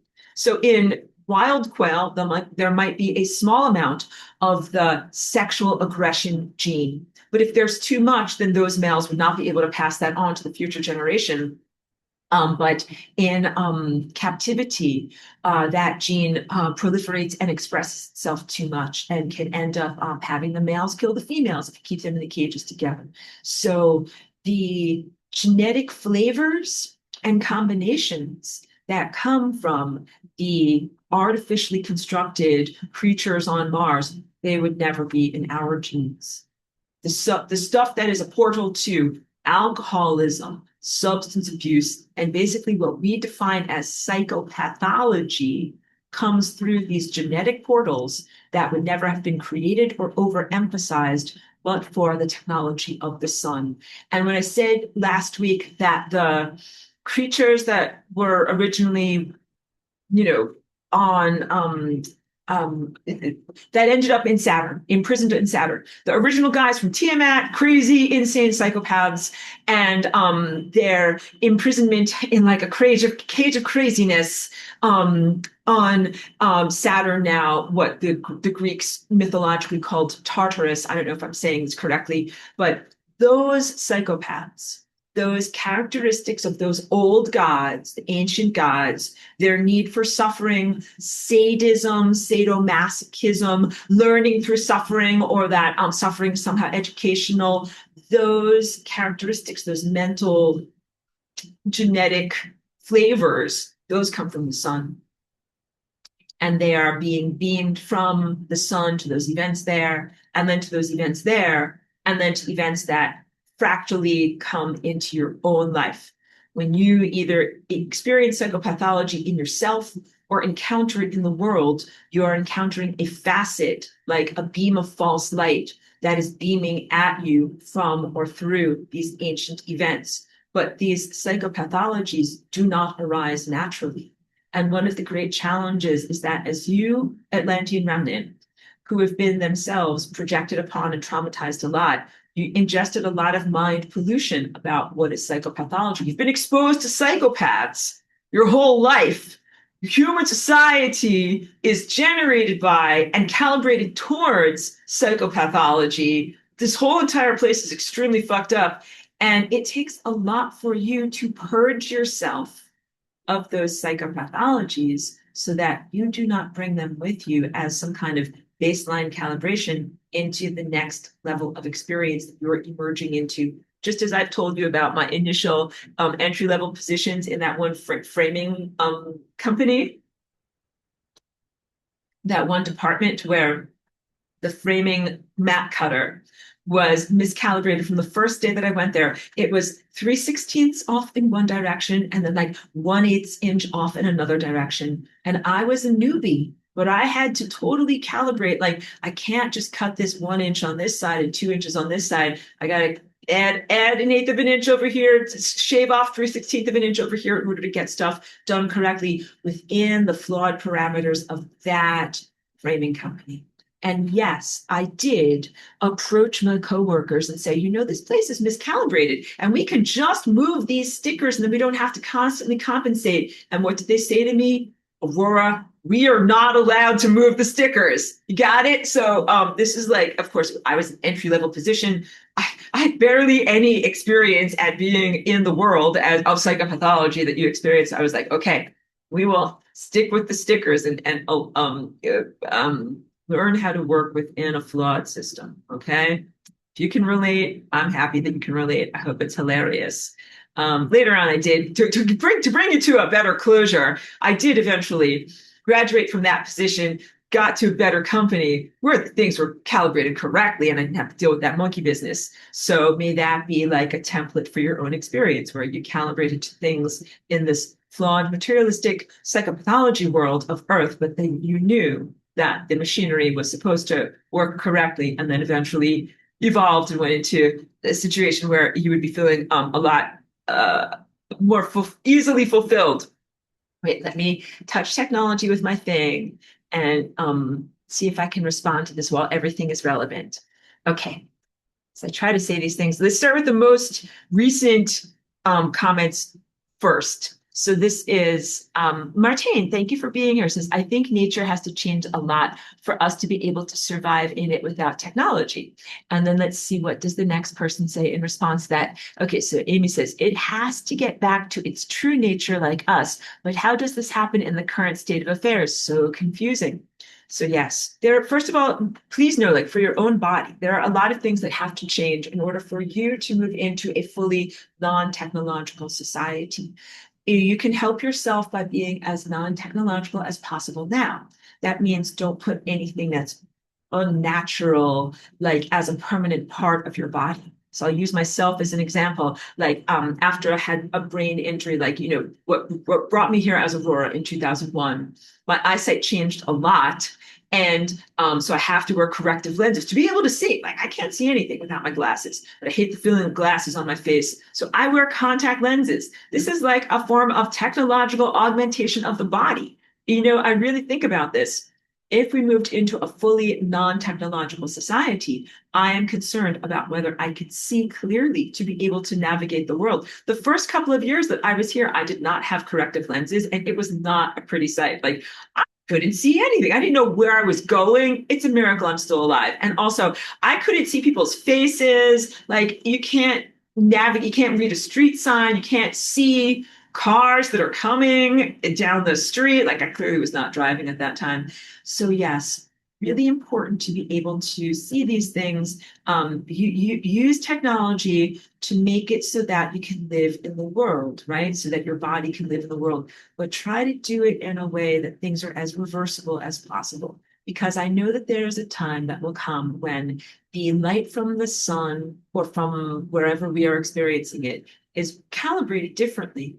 My body is calibrated differently, and my focal points in my eyes will also be calibrated differently. And this is why I haven't done any type of thing like a LASIK laser surgery on my eyes. I don't know if you've already had that done, like you've already had that done, but I really caution people against that. And I caution against, because those are permanent changes to your body. Permanent changes and augmentations to your body. Don't get your corneas lasered off. And also, I know some people have a lot of improvement from having cataract surgery and having artificial lenses implanted in their eyes. This is really questionable because I don't know what's going to happen. Like you're kind of stuck with that. That does not come out easily. And what are you going to do about the original lens? These are real difficulties. People also really think a lot about their teeth, because I know that most people here have had a lot of trauma in their mouth, a lot of like cavities and things. And so almost everyone that you know either has like fillings, artificial teeth, caps, implants, something like that. I know that it is possible for us to regenerate our teeth, but if you have something that is implanted or metallic, like what does that look like? Let's even go a little bit further. I know very, very good people in the world who have had something like a spinal fusion or some type of metal rod inserted into a broken bone. What does that look like when you move into these moments of acceleration and pure light and becoming your body that is made out of pure light? I don't have answers for all of these. So the answer is try to maintain your body in as natural a form as possible. But if you had spinal fusion or whatever, a broken leg, and then you have a metal, I want to say doodad. If you have metal doodads in your body, because you had to get reconstructed, like don't throw yourself in the bin. There's still hope for you. But I would say please try not to get metal doodads inserted into you. So I would say try not to get like hip and knee replacement because doctors give that stuff out like candy now. And I don't think that it is really the optimum way to improve or truly heal on deep levels. But in order for me to no longer use contact lenses, and in order for all of us to have a different type of digestion that doesn't involve, like the eating of plants and animals, our whole entire ecosystem needs to change. Our whole entire relation to energy and light and the planet. So much of what we're experiencing right now is energy being vampired off of us. If you could just get the vampire off of you, you would be so much uplifted. Oh my goodness. You would be like instantaneously 10 years younger and have superpowers of your psychic powers and be incredibly strong and vital and heal your body on deep inner visceral levels, like just by getting rid of the energy vampires that are here draining you. That's like job number one. So again, I'm going a little bit far afield, but please know, yes, in order to live without technology, this is much, much more than just a sense of like, would you cook your food? Would you eat physical food? Like, would you hunt berries? Would you put them in a pot and boil them for soup at night? Like, what would you do with that? Much beyond that. So wait, let me also go over to here. So Len is saying organic castor oil to heal your eyes. People have different problems with their eyes. Castor oil might help with some of those things. I do know that I have some brain trauma that needs to be addressed. It's probably deeper than castor oil, but it is possible that some people are having small amounts of um, out of tune, like fuzziness from their problems with their eyes. And some people might be able to heal and detoxify their cataracts by using castor oil. Castor oil can be helpful and effective in your pet's eyes if they will tolerate you putting it in there. I have this stuff for my dog because sometimes dogs get like those cloudy eyes when they get older. That is called Clarify. That actually is a different type of lipid-based, like the fats, putting correct fats into the eyes of your elder dog or senior humans can absolutely help them to avoid problems with cataracts. And there's a bunch of other things in there too about natural eye exercises, not exposing your eyes to too much blue light, and also getting whatever's the monstrosity of light out of the sky, because that is another reason why people are having problems with their eyes.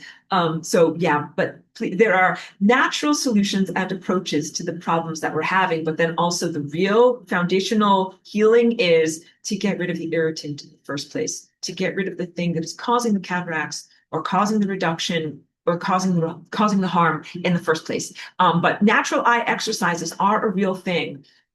It hurts my brain when I do them, so that's why I just stick with contact lenses. But for those of you that need a correction of only maybe 1 or 2 diopters and aren't that extreme in your nearsightedness or farsightedness, check out Bates. Bates. This is a guy from the early 1900s, and he developed these eye exercises. And I think that you can do a lot to heal your vision by doing those eye exercises. Okay, but blah, blah, blah. You also, you have to get rid of LED lights. You got to get rid of fluorescent lights. You got to get rid of everything. And Martine says, I mean, nature as it is, as it has so many ways to kill us. Oh, and we cannot protect ourselves with technological means. There is so much that wants to eat us. So that is truthful. Please know that when you do not have technology and your psychic powers come to the forefront, you are not a sitting duck. So the Christian religion and many other teachings about nonviolence have neutered you. And also many things have taken out your claws. Like humans are very much like a house cat that has been both neutered and declawed and taken away from your primal presence. Some of that neutering is in your mind state and your conception of what it is to be a good person. But please know that you contain within you a ferocity, a savage nature, and a feral, uncompromising quality that as soon as the energy of natural vivification flows through you, you would be much more aggressive and violent and capable of killing or fighting effectively against others without technology. And I'm talking about like your psychic powers. In Atlantis, first of all, Atlantis is a different time. And also, if I can characterize all of this, like our waters were different in Atlantis. Here, I would not encourage anyone to go in the ocean because the ocean is crazy. There are these waves that come over you and crash you down and dangerous creatures.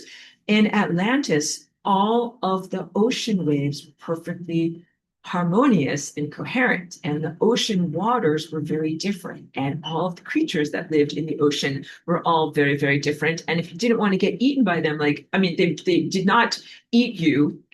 We did not eat one another or other organisms, but let's say if you didn't want to interact with them, you could say with your mind, like, I don't want to interact with you, and they would respect you. And there would not be a question of whether they would respect you. Like the whole motivation for, okay, so I understand, Martine, you're talking about like removal of technology, but still requiring physical food.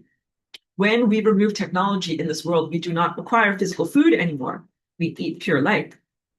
And that is what has been taken from you. And the hunt for food and the requirement of fire are the things that the primal human has identified with as like the most necessary things. If you go camping in the woods, the first thing you do is build a fire to stay warm and also for the light to keep away animals and also to cook your food.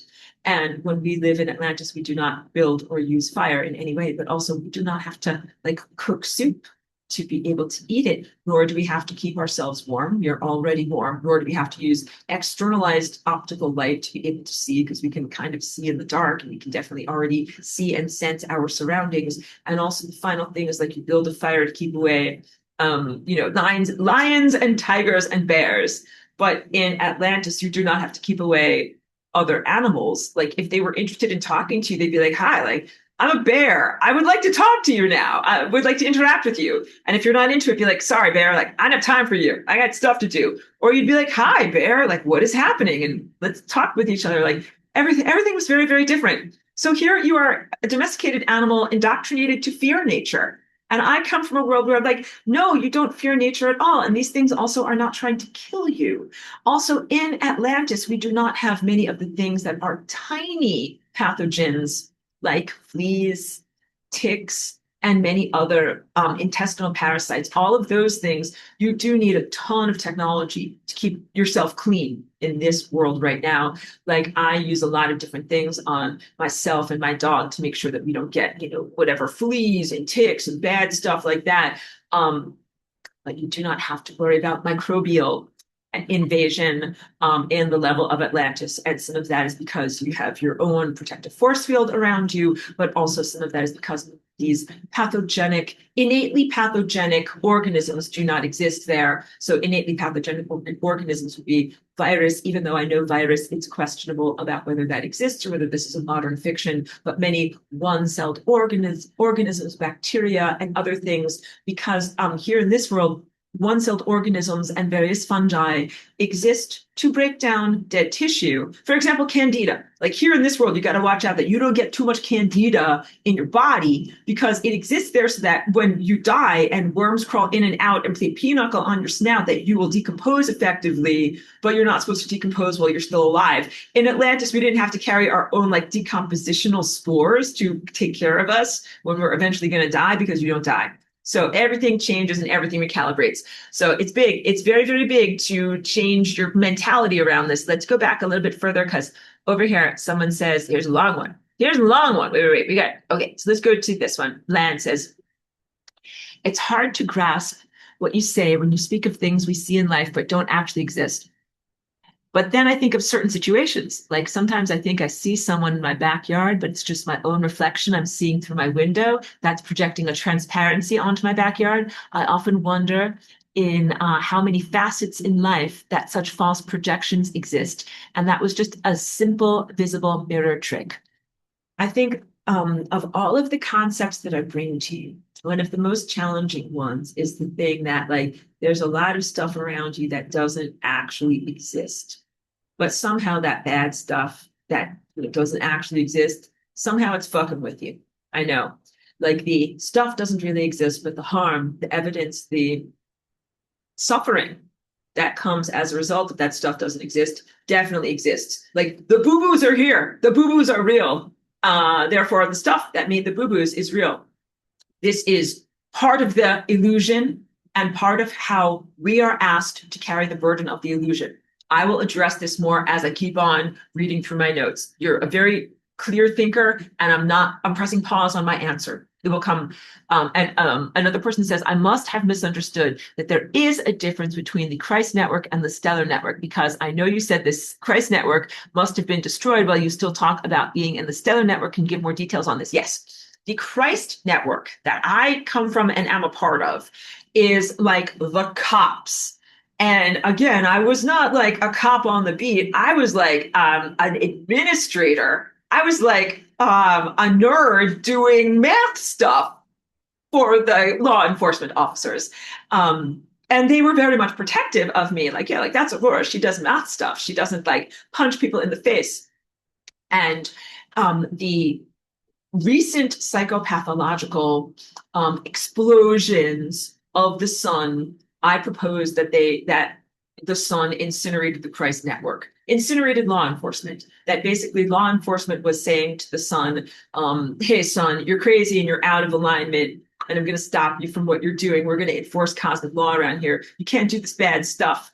And the sun was like, oh, watch me, and created some type of technological or false light thing that destroyed or blinded or incapacitated the Christ network.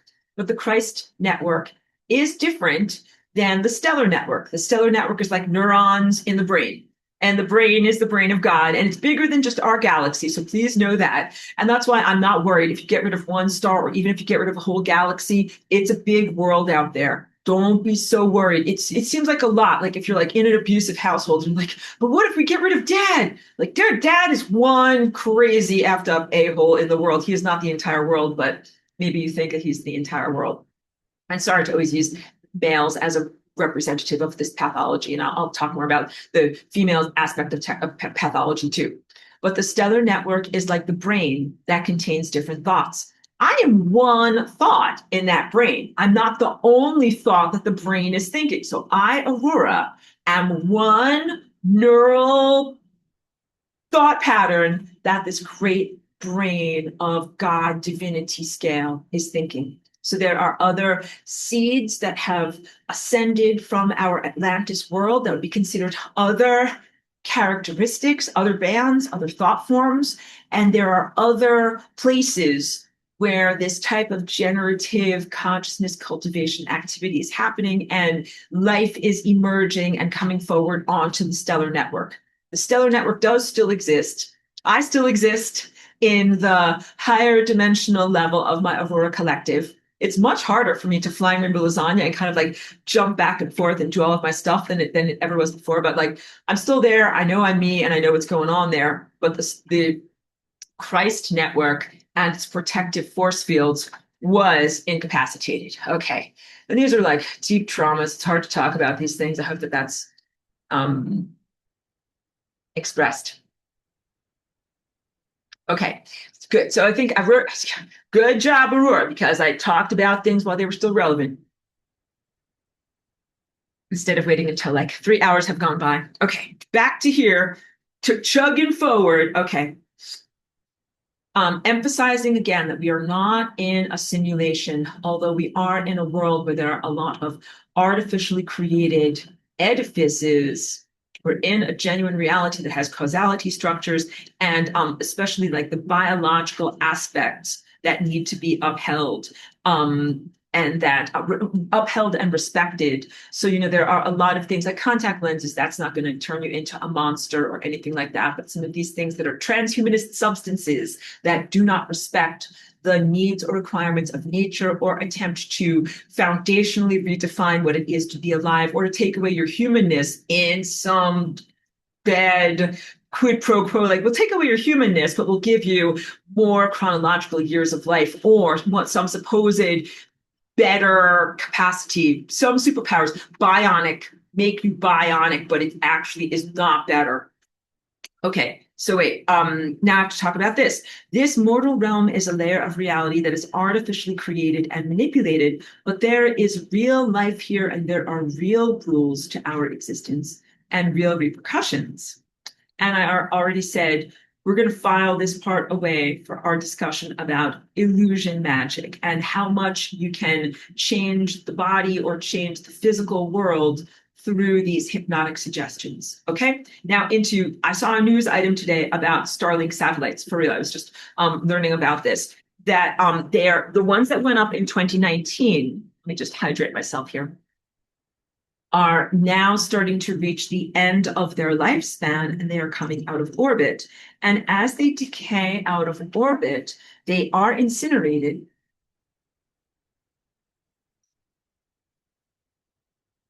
And there is like a vaporization of the metallic components that the satellite is made out of. Some of that is gold or silver or palladium, but 60% of it is aluminum. And there is a connection from the aluminum to how it relates to levels of the ozone layer, but basically it is corrosive of the ozone layer. Let me go further into this. When the satellites decay out of orbit each day, their atmospheric incineration is creating volatile aluminum in the high stratosphere, and this is affecting the ozone layer, and that this will echo for decades.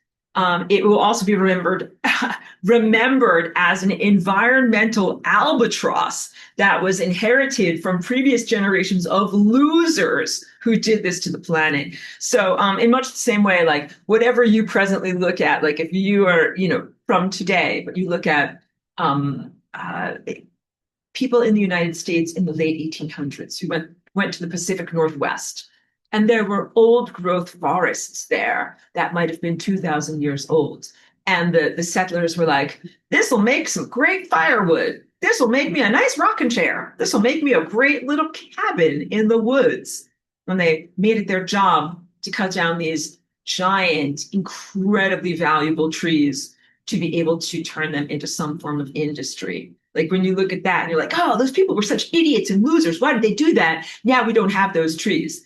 In exactly the same way, future versions of humanity will look at Elon Musk and your stupid Starlink satellites of this time now and will say, those guys were idiots and losers because they sent up all of this space junk that's been incinerating itself. And now it left this aluminum smear high up in the atmosphere that we are still dealing with as the people of the future.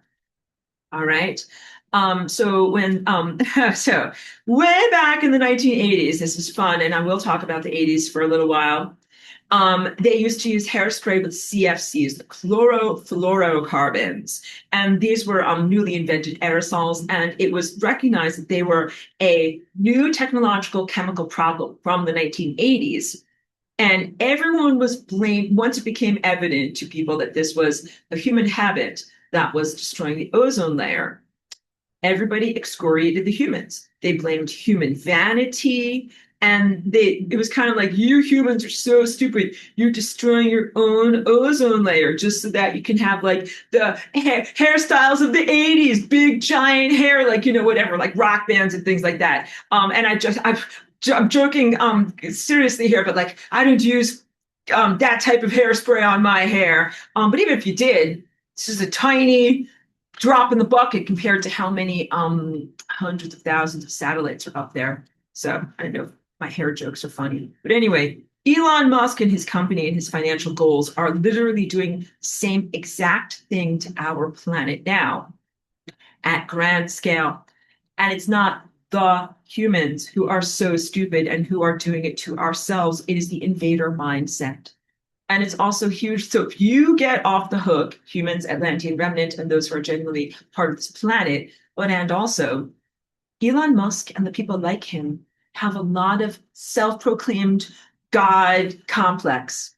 And they do feel like they're not like other humans. They're not like other humans, and that they're better. They have a superiority/inferiority complex, and they justify what they're doing so much. It's one of the greatest insults to them and their self-proclaimed, techno godhood to say that they are as bad or as stupid as the humans who were destroying their ozone layer through self-vanity. I don't know if that came along in the right way. Let me say it this way.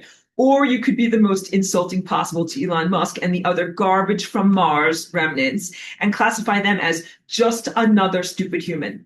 like every vain and idiotic hair farming band in the 80s, this is the most devastating insult you could do to what is a self-proclaimed god of their non-divinity. Okay. So now, because get ready. As I bring your mind down memory lane to the 1980s, because we're talking about the hairspray of that time, please indulge me because this is purposeful and is also part of reframing your entire human sociology and human social dynamics. And we need to look at the John Hughes movie template. Okay? He did movies like 16 Candles, The Breakfast Club, and Weird Science.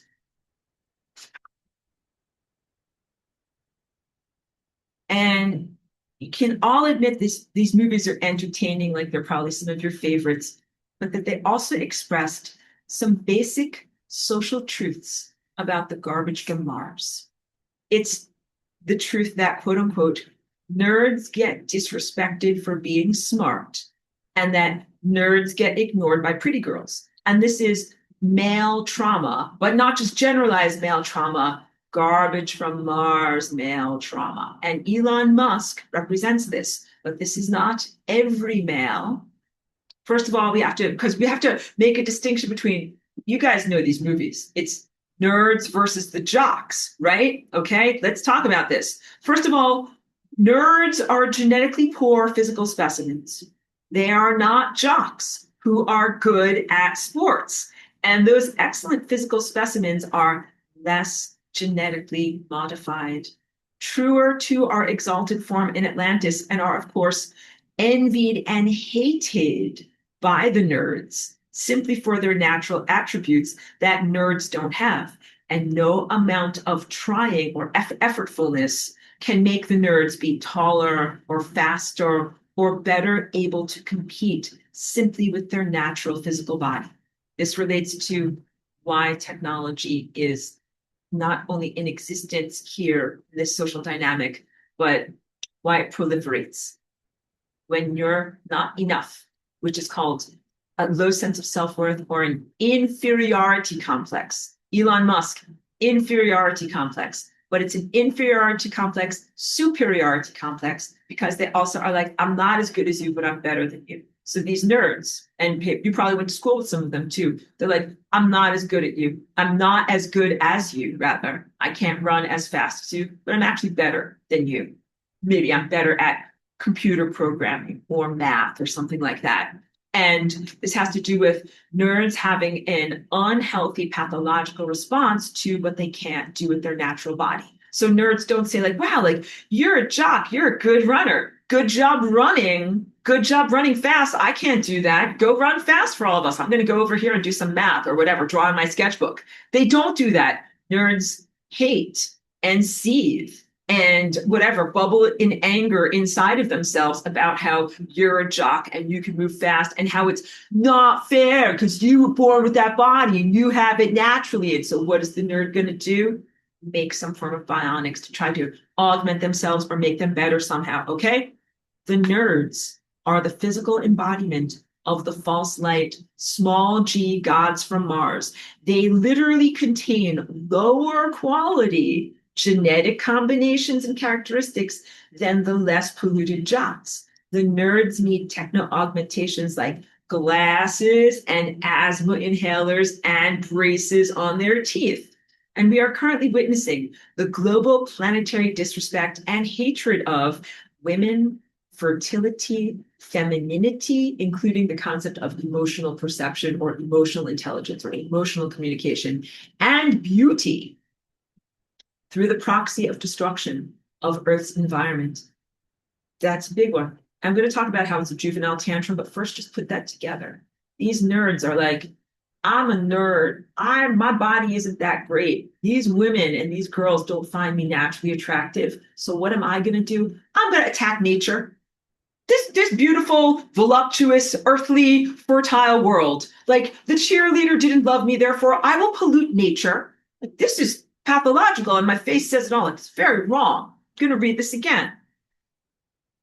Global planetary disrespect and hatred of women, fertility. Think about all of these effing injections and technologies that have reduced human fertility, specifically women. I'm not talking about like making things that create low sperm count. I'm talking about like mRNA injections that go directly to the ovulation chemical in human fallopian tubes. So you can't have more can't have more babies. Lower fertility in that sense. A disrespect of emotional intelligence. That's when you say like, I am feeling sad or I am feeling rejected. Like, let's talk about this. I'm not going to talk about it. I'm going to pollute the world instead of talking about my feelings. Does that sound a lot like the PTSD song? That's like, I'm not going to talk about my feelings. I think I will create a whole planet called Tiamat full of technology so I can make a big giant tantrum and say how bad these things are. Okay. Yeah, emphasizing that. Destroying the beautiful feminine through the proxy of destroying Earth's environment. And that this is a juvenile tantrum or an emotional explosion from technology diminished creatures, the nerds, who only want to mine or extract value from the world around them and not to love it. So I'm going to go a little bit more into, wait, hold on a second, make a little mark there so I know where I end on my notes. Only the motivation only to extract something from the world around you, not to love it. First of all, that is a narcissistic tendency. It reminds us of the narcissistic tendencies of the sun, but also this is the tendency of something that is inherently empty. And when I talk about the sun being like one of those little failure to thrive animals, it's like what, I'm dead. What's the meaning of life? Like, why am I here? This stinks. Get me out of here. Out of gratitude. The word is out of gratitude. When you're in gratitude, you're like, life's a miracle. I'm so glad that I'm here. But these guys that are nerds that are only here to extract something from the world, they are out of gratitude. They don't walk around to be like, wow, the world is an amazing masterpiece. I'm good at math. That guy's good at running. Hooray for everyone. They look around and they say, I'm a nerd right now. I'm like, I'm empty inside. I'm hungry for something. I'm unfulfilled. I also lack meaning and purpose. Can I get something from the world around me to make me feel better? Can it be a food, a drug, a sex, a money, accomplishment? Then I will feel good. Okay, you got it. The satellites, Starlink, 5G, and pollution of the ozone layer just mentioned are all Elon Musk as classic nerd who is hating Earth, representing the pretty girl, the cheerleader, who is really not attracted to him at all. Got it? Atlantean remnant, our beautiful planet that is like the pretty girl, cheerleader. And the nerds from Mars, they're like, hey, I want to date you. And the cheerleader being like, no, we're not into it. We don't want any. You can also read this as every rich Silicon Valley nerd who finally gets to marry a beautiful woman because he is now attractive with a giant bank account. Money as technology for love attraction. And let's name them. These guys are famous. They have broad shoulders. They can bear the burden. Jeff Bezos, I don't know if I say his name correctly, and his paramour, Michael Dell, and his wife, Steve Jobs, Elon Musk, and all of his baby mamas. These are all classic examples of male forms that we would not consider to be like very, very beautiful. Like, let's name a Hollywood movie star who humans consider to be very beautiful, like Brad Pitt, Robert Redford, right? Like, these are like the essence of an idol and who is the most beautiful male. But none of these guys are like that. They are not jocks. They are not physically attractive, but their bank account and their power, their social power, and their capabilities are what is attractive. And then finally, they get the pretty woman or the beautiful cheerleader by using technology. And we're really talking about money and resources as a type of technology. So nerds feel empty inside because they are innately flawed, because they shouldn't exist, because they come from solidified false life on Mars. And they cannot bear the truth of that. So, like, maybe if I'm a nerd, maybe if I get enough money, then I can get someone to be with me in my life and I will feel fulfilled in some way. It's kind of poignant, but it's also incredibly destructive. It doesn't make me want to wipe away their tears and make their life all better. I really want to get rid of them because I think that they are bad people and they treat us very badly. All right. I also have to bring up the distorted female social dynamics. Let's do it now that come from Mars. Let's talk about this, girls. All female competition when it comes to comparison of beauty or bodily objectification or competition for male attention. You got to understand that we did not have that or do not have that in our society in Atlantis, where there is a celebration of formfulness and of health and of the unique qualities of who you are and what you look like. No, all of these projected competitions, beauty pageants, you guys got it. The mean girl beauty pageant trope. None of that is innate or natural to femaleness. And these are all distorted female social dynamics that come from that. I'm going to go even further, but okay, let's talk about what is the example of femaleness that contains garbage from Mars characteristics in the world. Like I've talked a lot about maleness, but we have to look, it's not just men, it's also women that are in your human present society. A bit more on what the garbage from Mars in human female form looks like, because it did not just incarnate exclusively into male forms.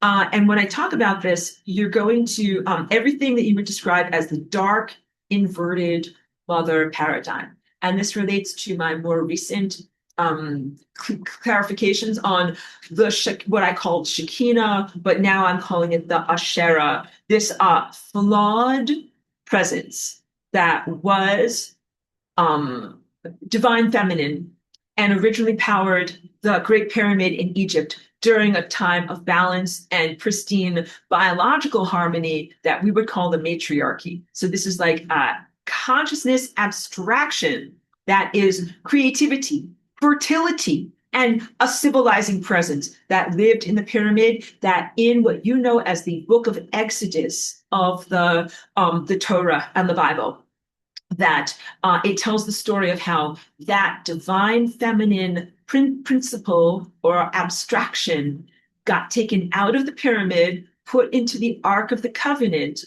The energy was drained from the Egyptian culture, and the energy was transferred into what we know now and what became the outgrowth, the Judeo-Christian culture. That flawed or hijacked or somehow participatory female presence that instead of generating voluptuous, healthy, civilized life, started to generate suffering. It responded to suffering instead of joy. So the original pristine matriarchy was like women creating the world out of joy, out of pleasure, out of their sexual pleasure, but also out of like their sense of pleasure in the world, like when you like to decorate things and make it beautiful and make things correct. But in the inversion, when that happened, when the divine feminine principle became hijacked or inverted or taken or stolen or misapplied, and however we want to characterize that, in that change of not ownership, but like who's powerful and who's running the place around here, the wishes of very evil people started to be granted, and the wishes of evil people was like to cause the suffering of good people. So when we look at the flawed females of this world, these are the women who do not protect the value of their own creative energy. They are either selling it or allowing it to be accessed without their permission or willingly applying it to different levels of corruption. The dark, inverted, flawed mother paradigm, okay? Where creative sexual energy that is hijacked or accessed, but it's not necessarily through rape. Like, I want you to know that you are not like this negative, flawed, dark feminine principle if you've been sexually violated. Like, no, not at all. But how about commodification? We talk about commodification and how that relates to sexual dynamics, how that relates to physical procreation. There used to be a time when people only did procreation for love, for deep soul love. And that's how families were created. This is the matriarchy. At a certain point, things changed and it became sexuality and procreation through commodification. And again, money is a form of technology that allows this to happen. You want something from me, you got to give something to me. And I always use that tough guy voice. You want some, one hand washes the other, quid pro quo. You want babies from me, you got to give me something. And the buying and selling of access to sexual energy is the Mars garbage characteristic. So to emphasize this, nerds, technologists, males, this is one example of the characteristics of the garbage from Mars coming into the society around you, but also the buying and selling, commodification of access to sexual energy is a garbage from Mars characteristic that shows up in females. And it's what they call the oldest profession, like prostitution. That's the outright prostitution and hoeing, but it is also sexual manipulation to get what you want and can be framed within the institution of formal marriage and relationship commitment. Big stuff there. So some women are out there prostituting and hoeing, and I know that this is slang, and I hope it's hilarious, coming from me. But some of this is about women who go through the sexual manipulation, the process of formal dating and achieving commitments and contracts to then commodify their sex. Like, I will give you this many babies, but you're going to have to give me a house, or you will have to give me a car, or you will have to give me a this or a that. And none of that is for love. All right. Now let's talk about secret societies. There's for the male, like Freemasons and Illuminatis, there's a female aspect of this that is called the Eastern Star. Eastern Star and occult secret society female analogs, where in that occult world, the women are exploited in occult rituals, and the rituals are done for their sexual energy. So this is a genuine victimization. Like, I'm not saying that that isn't happening. It is a genuine violation, and it is wrong. The women that are in that group or in those occult societies are genuinely victimized and traumatized by their male counterparts that are in the male, like the Freemasons and other things like that. But they also benefit, the women also benefit from being subjected to the trauma. And then the key point is so they get something after they're traumatized. It's not always like whatever flowers and candy, like sometimes they get their life. Or think about like Hollywood stars, like Britney Spears, someone like that, clearly traumatized. Mouseketeers who get traumatized, but then they get a career as a result of it. So Britney Spears is, like, again, public figure, someone quite well known who you can point the finger at, and it's not going to destroy her by saying this, but like there are a lot of non-famous examples of this. People that are just in their life that are part of these secret societies, and they are accessed sexually, or their pregnancies are sometimes manipulated, or they are violated during pregnancy, and like it's a horrible way to live, but they do get something out of it. They might get a very comfortable lifestyle. They might be able to whatever fly to Paris or whatever, fly to Lake Tahoe. Got it? Like private planes or vacations or whatever it is. But the key point is, so it's quid pro quo. They get victimized, they get traumatized, their sexual energy gets put into bad magic that serves the men. But then what do the women do? They go around and they traumatize others. And often what they do is they traumatize their own children or children who are in their care. So that might be like if they run a daycare or take care of other children. So they're traumatizing sometimes sexually or sometimes just generally their own children, and passing the baton of trauma and increasing the trauma to others and to the next generation. And what do we know, class, about trauma? Like when you experience trauma, are you supposed to just go around exploding and putting that trauma on everyone else?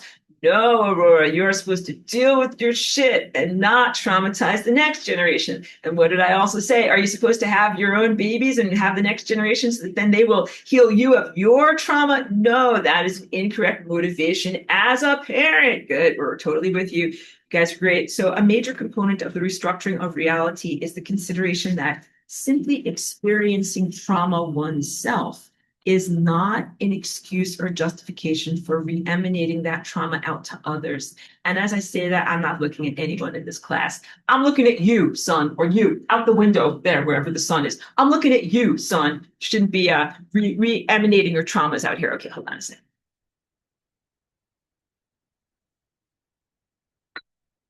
So let's talk about the dark, evil female prototype or characteristics as it is showing up in the current world, what I call like the New Age world, New Age UFO disclosure. It often shows up as an obsession with Mars, like a woman who might be living on Earth, but is talking about how much they want to be a part of the society of what is it called? Parallel societies, a technology-based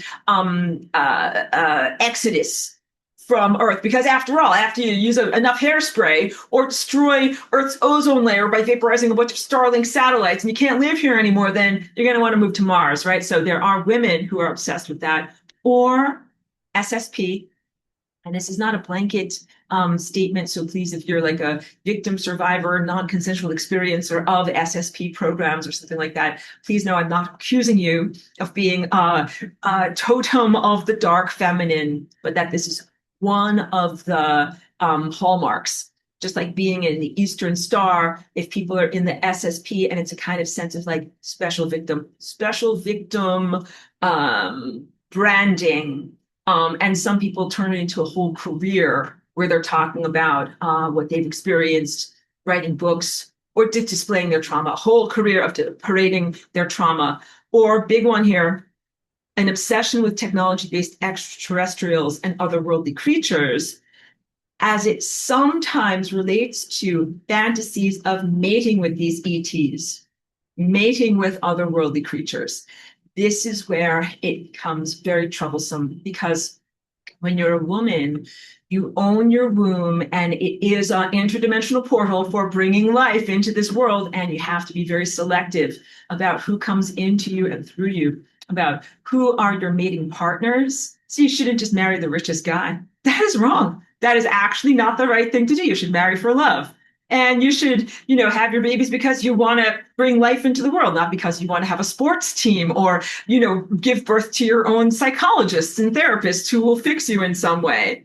But most distressing is when you have women who are humans in the earthly realm and they somehow want to have sex with an alien or a man from Mars or space Jesus, whatever it is, and then have some kind of hybrid super baby. And I know like a bunch of people who are this way. Some of them are people that I know in my interpersonal relationships, and some of them are people who are notorious or people of notoriety who do things like this. But it is not positive or good.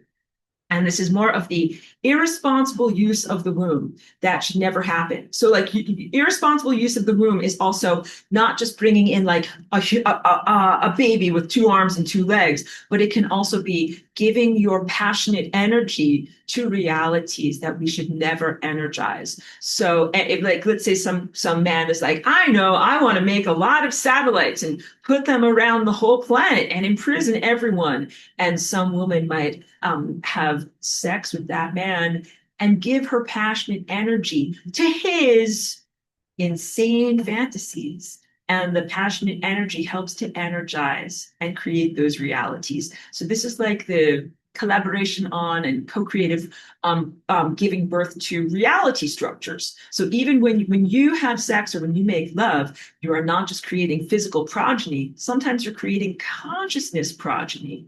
And you should be really respectful of the energy that you use and not just try to use your passionate energy to serve the devices of a very manipulative man or someone who wants to destroy the world. And think about now what I started class with. What is it called? Delusional positivity.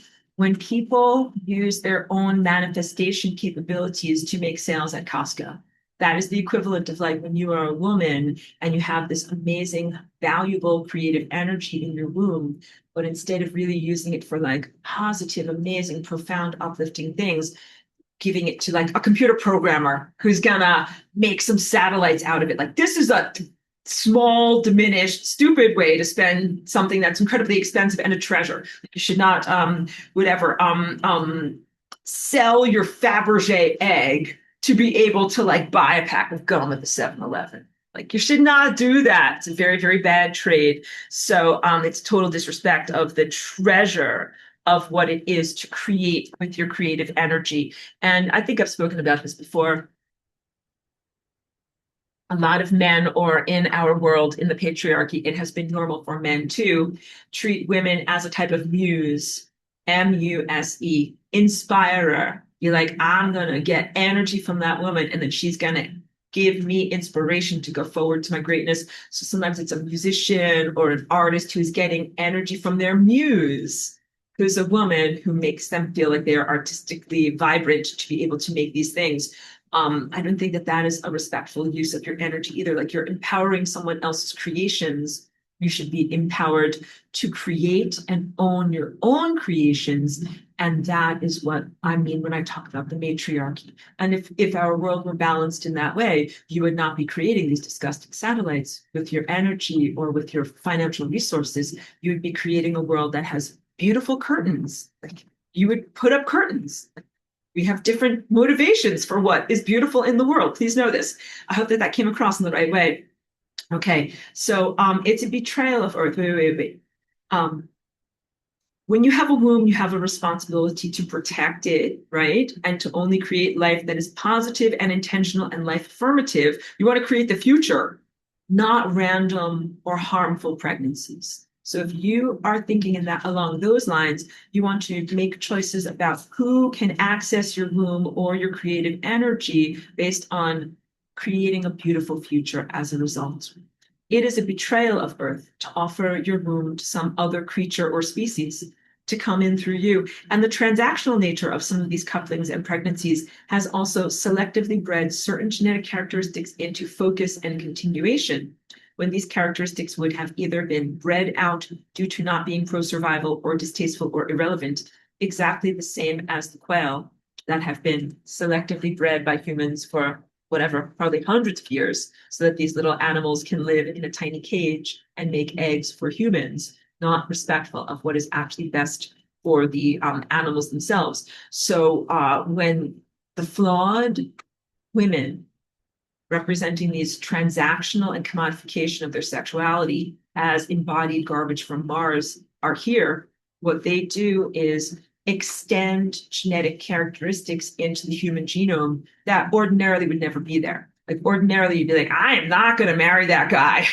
But when there's a bank account involved or something like that, you're like, oh, maybe then you will marry that guy. Maybe you will have his children. And just, again, look at Elon Musk and his various different baby mamas who have been IVF'd, and now they get whatever, $1 million a month to be able to live in a fancy apartment. These characteristics are unnatural, false light, genetic or consciousness songs or patterns that come originally from Tiamat. I'm like pointing all the way down the time tunnel there. And they were technologically created or manufactured by the insane sun in its expression of its poor, unhealed trauma. All right. So, like, if you look at Elon Musk and what he's doing right now, what he's motivated by, what motivates him, he is expressing the unhealed trauma of the poor sun that either knocked itself off its track or got knocked off its track in the Orion Wars. Those characteristics are literally everyone who has ever hurt you, the Atlanteans in your life. All right. So the characteristics of the unnatural false light and genetic consciousness songs that were manufactured or constructed from the sun. Those things aren't abstractions that exist like a weird thing exists. Those are the origin of anyone that has ever hurt you. From physical abuse to sexual violation to the abstraction of the capitalistic system and its proponents in this world. Money, financial, economic, money trauma. Petty tyrants, that might be like a boss at work. So it's bad bosses or power tripping school teachers or professors. Religious abuse. And when I say that, I mean the ideology, like how Christianity teaches you that you are a sinner and you are unworthy of being in the Garden of Eden. And also religious mania, which is believe in me and I'll set you free and get you on up to heaven. That's so I'm joking about that. A religious mania is saying like, if you believe in Jesus or your savior, then you will go to a magical fantasy land. Good. And also, so these are the characteristics. the characteristics of everyone who's hurt you, some of what I just described, like those are people who have hurt you directly or indirectly in your life. But we can also look at those characteristics through the colloquial lens of what you call the Epstein class. It's apt. All of that activity, which really it makes it face, it is very disgusting, satanic sacrifice behavior, social favors within the economy of evil to benefit the garbage from Mars and vampire from the innocent. That is how you can comprehend the motivational structure of all of those aberrant activities. It's not even sex and commodification of sex and the attempt to make babies as a result. We're talking about things that are so inverted. They're not even doing sex in the right orifice, will never result in progeny, and it is negative energy harvesting, or like you say, a loosh harvesting. And it is done for the garbage from Mars to vampire against the innocents. But this whole entire fiasco or fantasy is a fantasy by the flawed PTSD, insane psychopathic son that wants to invent violation, invent rape, invent this satanic bad energy vampiring, and then make it happen. So it's not by accident. Why are we doing this right now? We are going through the solar portal and we're talking to the sun and we're like, sun, what the F is wrong with you? Why are you creating this bad stuff? Why are you creating these bad dynamics? These bad dynamics hurt me and all these other people. This is very different than if you reached the membrane of death and you were like, ding, like you're dead now. And then they give you your clipboard and they're like, oh, you did this wrong and this wrong and this wrong. We are in a very different power dynamic. To understand, we are confronting the sun. I'm alive. I'm not dead. And I'm like, no, you're not going to give me my clipboard of what I did wrong. I'm giving you your clipboard of what you did wrong. You, the sun. You made this and you made this and you made this and all these things. And this is all very wrong. Good. You guys are doing amazing. All right. So I don't know if you need to like take a moment. We're going to jump into illusion magic. And this all does tie together, and it ties together with what you're experiencing in the moment. Good. Forge ahead. Keep going.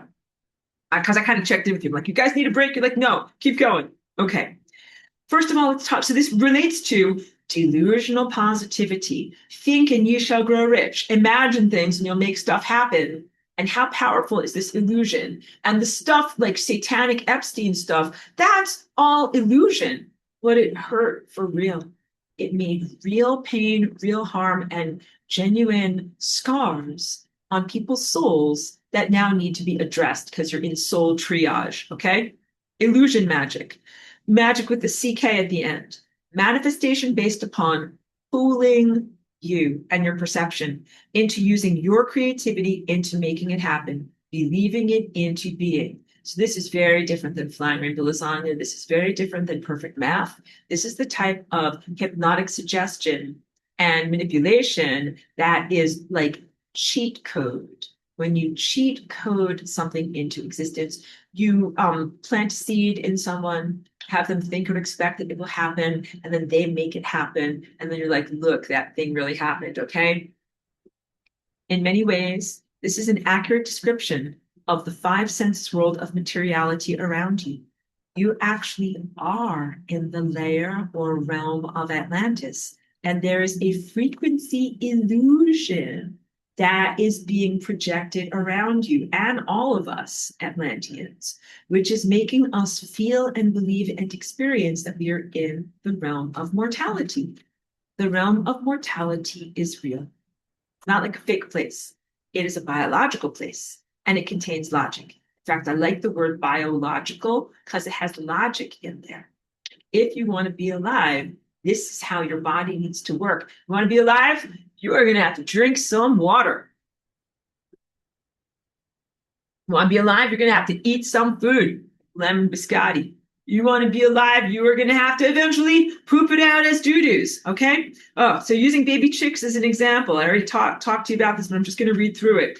I hatched 30 eggs, but only 2 survived. And this was not because of some random or arbitrary video game rules. When I talk about that, I'm talking about the garbage from Mars that are artificially constructed false light matter who look at the world like it's a video game because their bodies arose out of non-causality structures and their bodies should never be in existence. No, far from it. The chicks did not exist or they didn't grow or hatch properly because of my things. I didn't do the humidity right, or I didn't do the heat in the incubator correctly.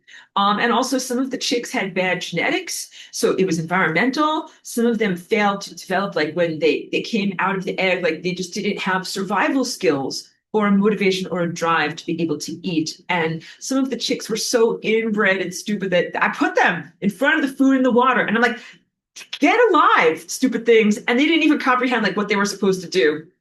They didn't know they had. They looked at me when I was trying to like get water into their mouths, and they were just like, "What are you doing?" And then also they were. So I shared with you some of them were so frail. At a certain point, they were just like just let me die. Like, what are you doing? Why are you trying to make me be alive?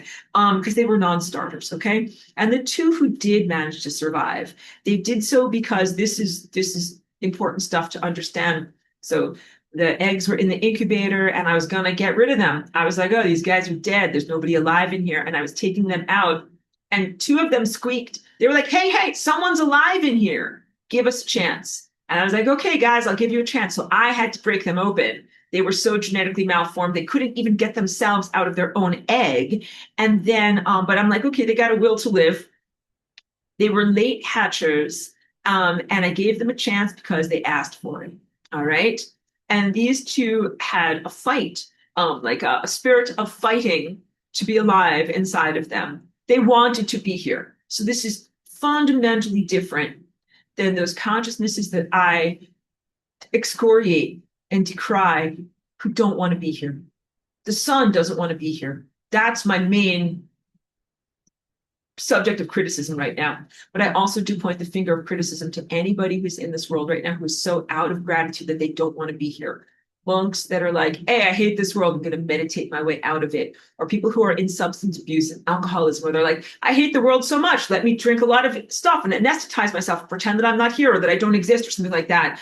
Or anybody who's so out of gratitude with being here, they're like, I am nothing. I am empty inside. Life is meaningless. Maybe I can vampire energy off of someone else and try to imbue my life with some meaning. Like, I have no time and no energy for consciousnesses that are like that. Like, those are non-starters.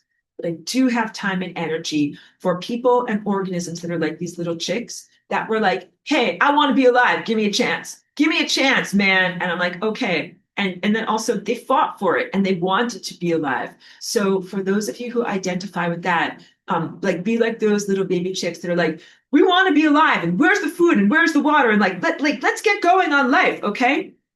So,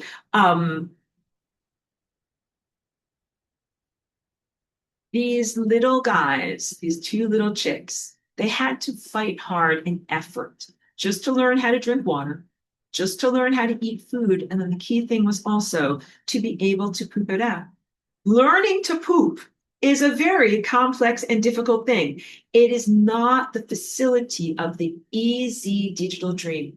So these amalgamation presences that are on Mars, that are made out of false light and a form of false matter. Where they live, they eat ambrosia, they eat energy, they do not poop. When they have been embodied here in our mortal realm that they really contributed to and inhabit alongside of us, they deride and disrespect the need to like eat food and poop it out. I'm trying to tell you that this is a complex molecular miracle. And I talk about that when I do my teaching in Path of Light about glucose, what is happening in your body. But no, just so these guys are out of gratitude from Mars because they're like, our lives on Mars are easy. Just energy comes in and we just walk around and do stuff. We don't have to worry about like brushing our teeth or wiping our butts or anything like that. And they think that that is somehow superior to what we are presently experiencing. But just the complexity of microbes and digestion tells you how much we are not merely in a simulation. And you should never take your food or your ability to eat and translate glucose or poop as for granted. You should never diminish the profundity of those things. So yeah, in my fighting against both the garbage from Mars and the technologists and their W-band and the sun itself, many of these things deride food. And I do remember when I was in Atlantis and we eat pure sunlight, that's a different level of reality. But I don't think when I am here, like, oh, like these lemon cookies are so wrong and I shouldn't be eating them. And I'm a sinner for having to eat physical food. That is out of gratitude. No, and I am like this. I'm like, food is good. Food goes in here. Food is awesome. Food is good. And also, food allows me to walk on the treadmill. Like, food allows me to do stuff. Food is a magical gift, and I am happy to receive it. So when you eat your food, try to indoctrinate and think those things. You guys have heard me talk all about Ozempic and peptides and all these things, but basically, when I encounter the attitude of the Ozempic peptide people, they're out of gratitude for their food because they're looking at their appearance and they're using all of these things that are email competition from the garbage from Mars that's trying to see who can marry the richest millionaire by looking the most Ozempic slim or whatever it is. And that is all a horrendous disrespect of the body. And also, your microbes in your body are miraculous. They're a part of your ascension journey, not something separate. You shouldn't have to sanitize yourself and be like, microbes, get away. Like, I'm busy. Get out of me. I'm busy ascending over here.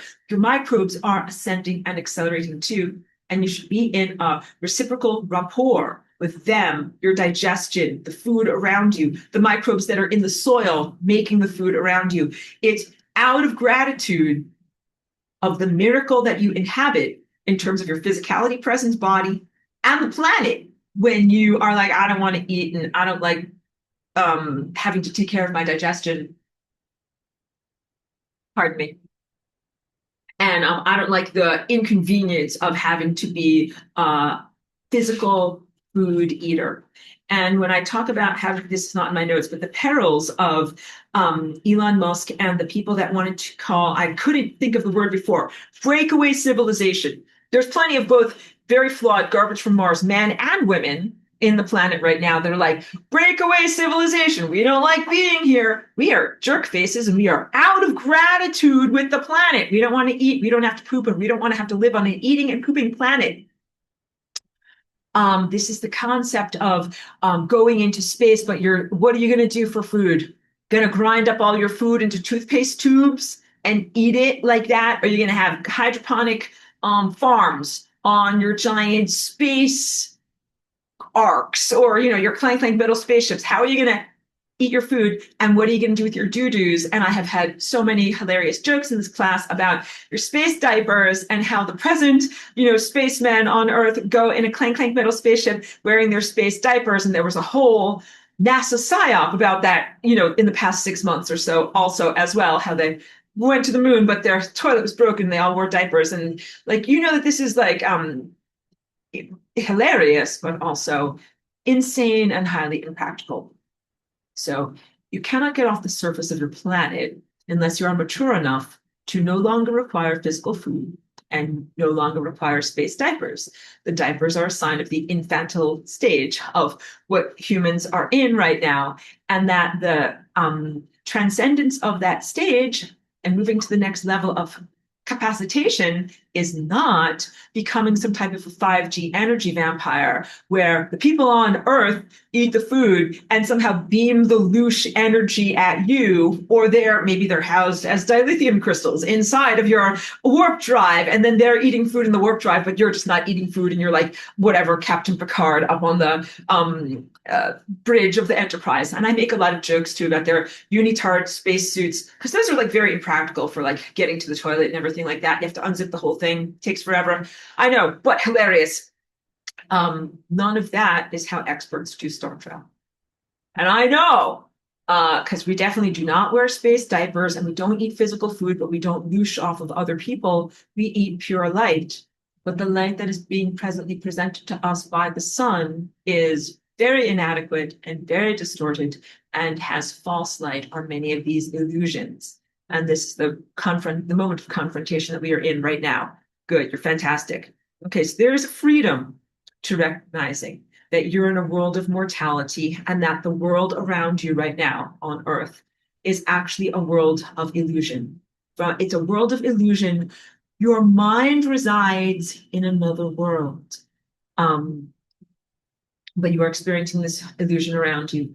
The logical behavioral conclusion that you're in illusion should not be to become like Dwayne Hubler. If you remember that, I use that reference a lot from the brilliant Kurt Vonnegut novel called Breakfast of Champions. It's a protagonist character who finds a manuscript in a bar and reads it, and the manuscript says, you are the only person who's real in the world. Everyone else is some kind of an automated cyborg. And the guy finishes reading the manuscript and is like, well, that was a message from God, picks up his submachine gun and, goes blasting away and destroying everyone that he now dehumanizes and depersonalizes. No, please do not become like Dwayne Hubler in response to the illusory nature of the world around you. And also, please do not become like the Buddhists who have concluded, I forgot even what that word is called, but it sounds a lot like samsara, but it's not that.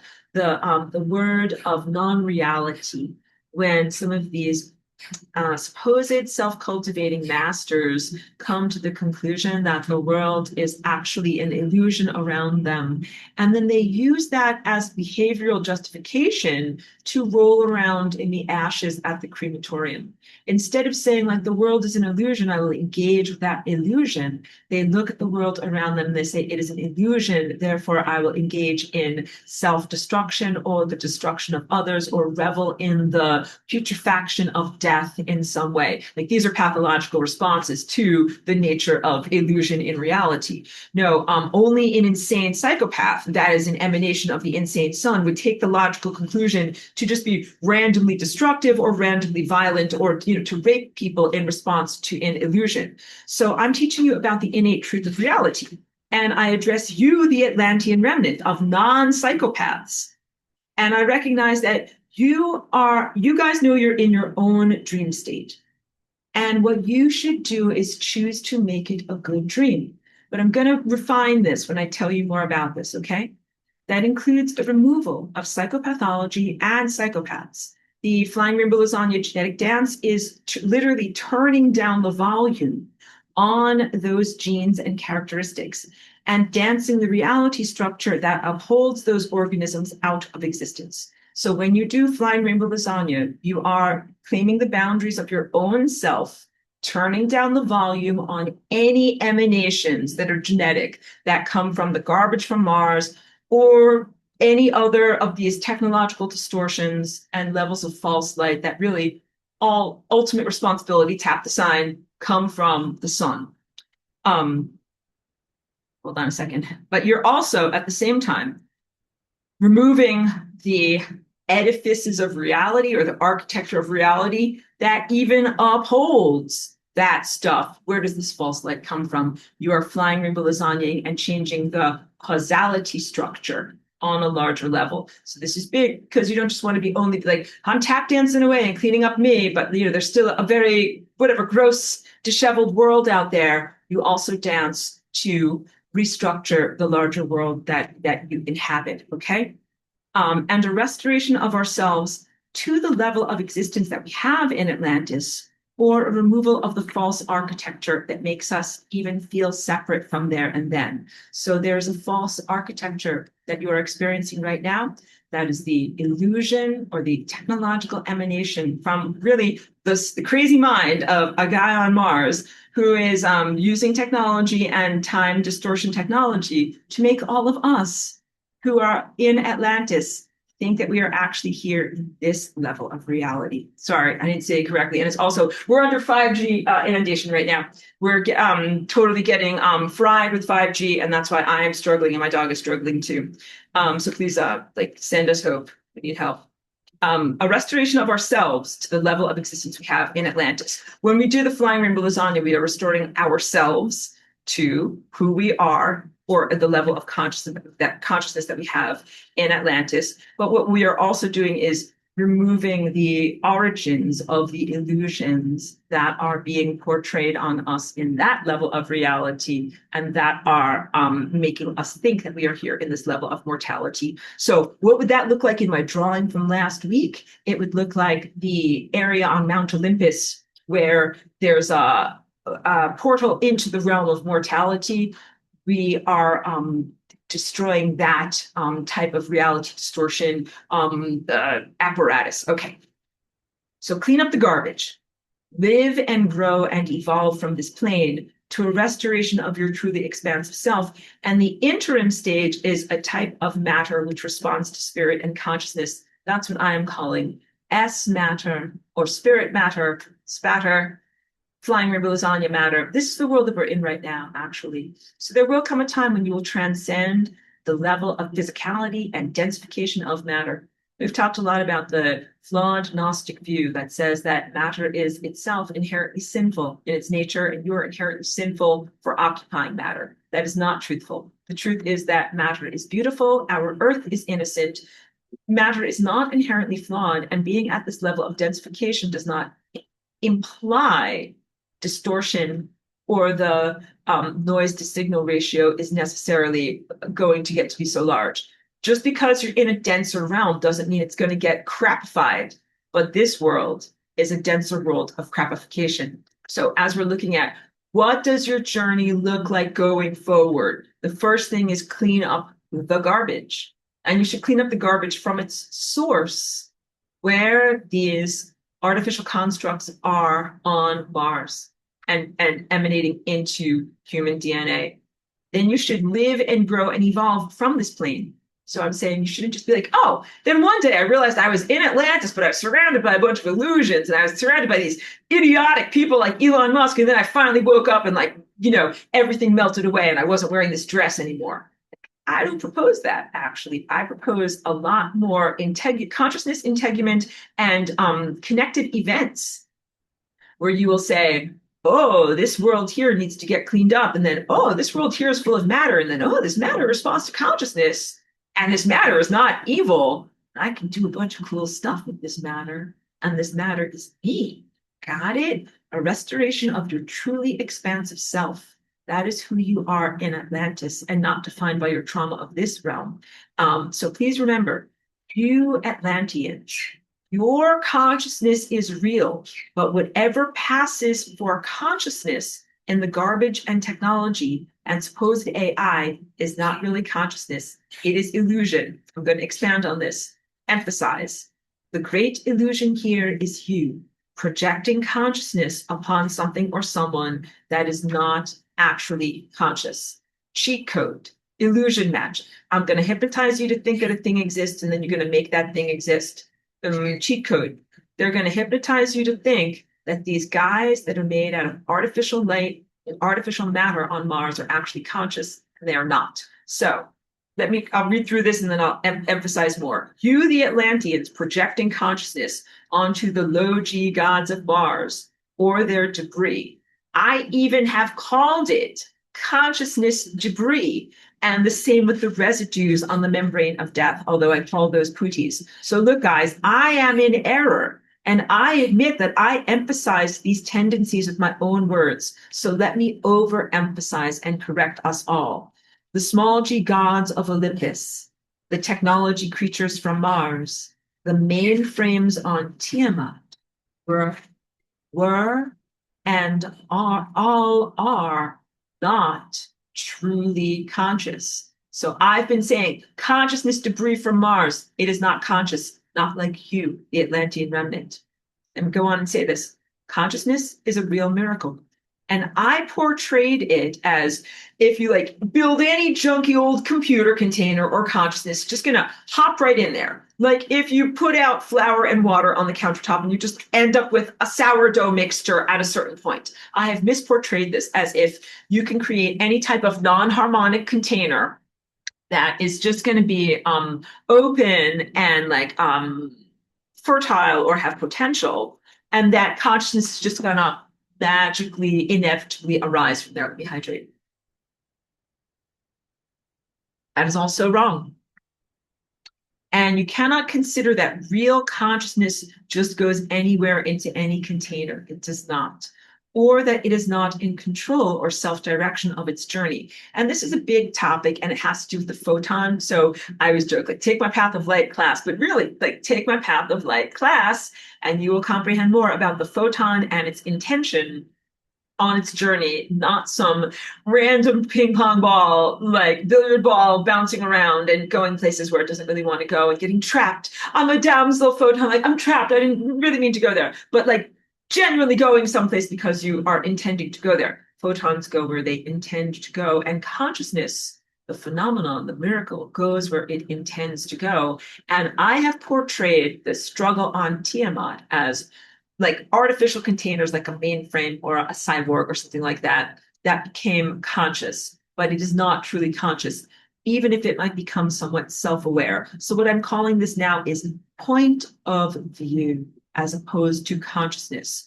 Just know that you, the Atlantean remnant, have a different and greater quality of consciousness than does the very inferior point of view of the creatures from Mars. You guys are not the same. This is the crux of everything I'm trying to emphasize and teach to you here. Like, it only took me 2 hours and 41 minutes for me to get to the good stuff. Those garbage from Mars creatures, they have and they had self, a sense of individuation, and even self-motivation. Like they want what they want for themselves. They have a point of view, like a first-person perspective, but they are not really conscious. And to a very scholarly view, this would make them see the world as unreal, like a video game. But they don't acknowledge that you, the Atlantean remnant, are actually real. And you are not playing a stupid effing video game here. So I am not justifying that they depersonalize, desensitize, and dissociate from reality by thinking that it is a video game. But to them, it is appropriate because they are not real in their consciousness as you are real in your consciousness. And you have an eternal self and are like a Stradivarius relic with a long provenance. And they are easy bake created, like stick them in the easy bake oven and out they pop. Like these guys are new and not well formed. And they look at the world as if they are disposable and the rest of the world are a bunch of disposable victims for them to Dwayne Hoobler. But you are not. You are actually eternal souls who are not here to be destroyed and victimized by these constructs is the word I was looking for. Thank you. I'm even going to write that on my notes. Constructs. Okay. So most of their techno-power dynamics have an innate recognition of this truth.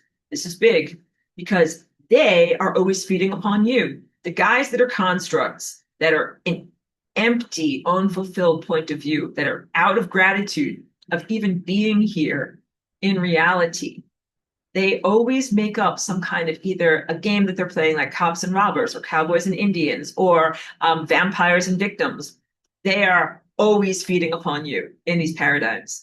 All of their video games, their antics, everything always boils down to they are hungry and empty and you are the quote unquote food and they want to somehow get you or eat you or ingest you. And there are many fractals and analogs of this through sexual dynamics, resources like money, and most recently, the W-band energy vampire economy. So this is important because in the W-band, as a great technological example, you have the hydrogel soldiers. These are empty constructs, and they are constructs in this level of reality. And even as they are the culmination of like how much garbage from Mars can you inhabit and still be a person walking around in the world? They're exploring those ultimate levels there. They are feeding upon those of us that are not hydrogel soldiers. And if you put a bunch of hydrogel soldiers in their own connected network without any of us, like food to feed on, they think, okay, guys, do your stuff. They would not be able to feed on each other because they are all inherently empty. So they have no energy of life force, no energy of vivification and creativity. They need something like us that has actual energy of life force and vivification and creativity. You guys are doing great, and we are getting towards the end of my notes here. So even as I invite you to make the created world around you a good dream, this is the extension of what I was saying before, and you recognize there are illusions here. You, Atlantean remnant, should not disassociate from who and what you really are and where you really are, genuinely in Atlantis. Cleaning up the garbage from Mars has been choreful, and it did not fully address the insanities of the sun, who was happy to pump out more garbage. Remember the Disclosure movie, as I shared with you from several months ago, and many potential pregnancies for more unresolved crapola from space to come into the realm of mortality and cause more trauma, or through the recycling of more Buddhist souls who are going wee on the round wheel of incarnation. Got it? So like we're cleaning up the garbage from Mars.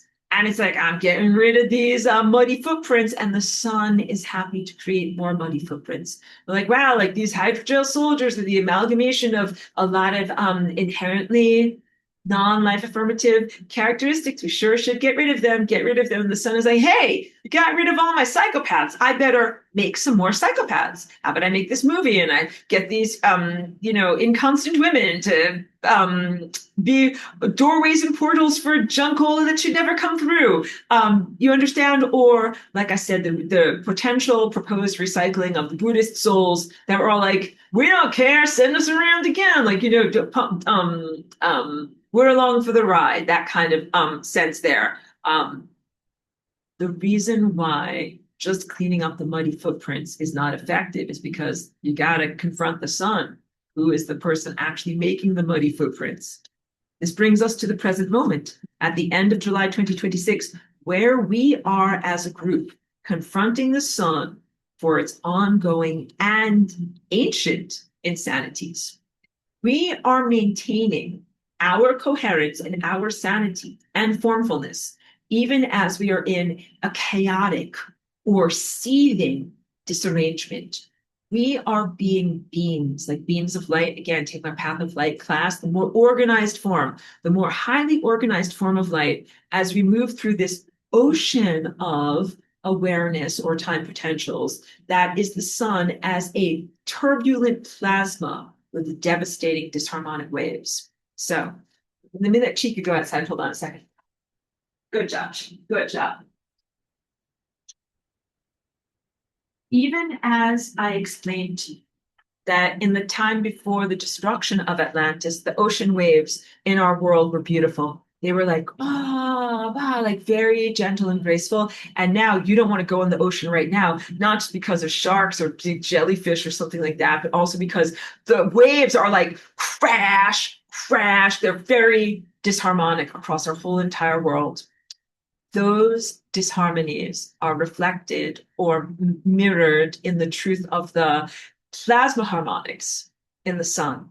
The plasma harmonics of the sun are not like beautiful, blah, blah, flowing through there. It is more like kachunka, blah, blah, blah, blah, blah. So I'm sure that wasn't a very good interpretive dance, but I think you got it. Totally disharmonic, dangerous, poorly formed, and non-ideal plasma harmonics that we have to maintain an enormous amount of your personal boundaries as an individual, your personal flow of energy as it flows through you in the correct metabolism. And the key point also, the energetic relationships that we have with each other that help to create a stability amidst the instability of the very fucked upness of the star. And Cheeky and I are part of that. Like we create a coherence and a stability with one another. Same thing with like if you have plants and a garden, you create stability with those plants and one another. And of course, same thing with like human relationships. You have friends and people that you are sharing the journey with, and you create a type of relationship and stable social patterns of coherence with one another. Let me just close the door and give Cheeky a cookie because she's a good dog.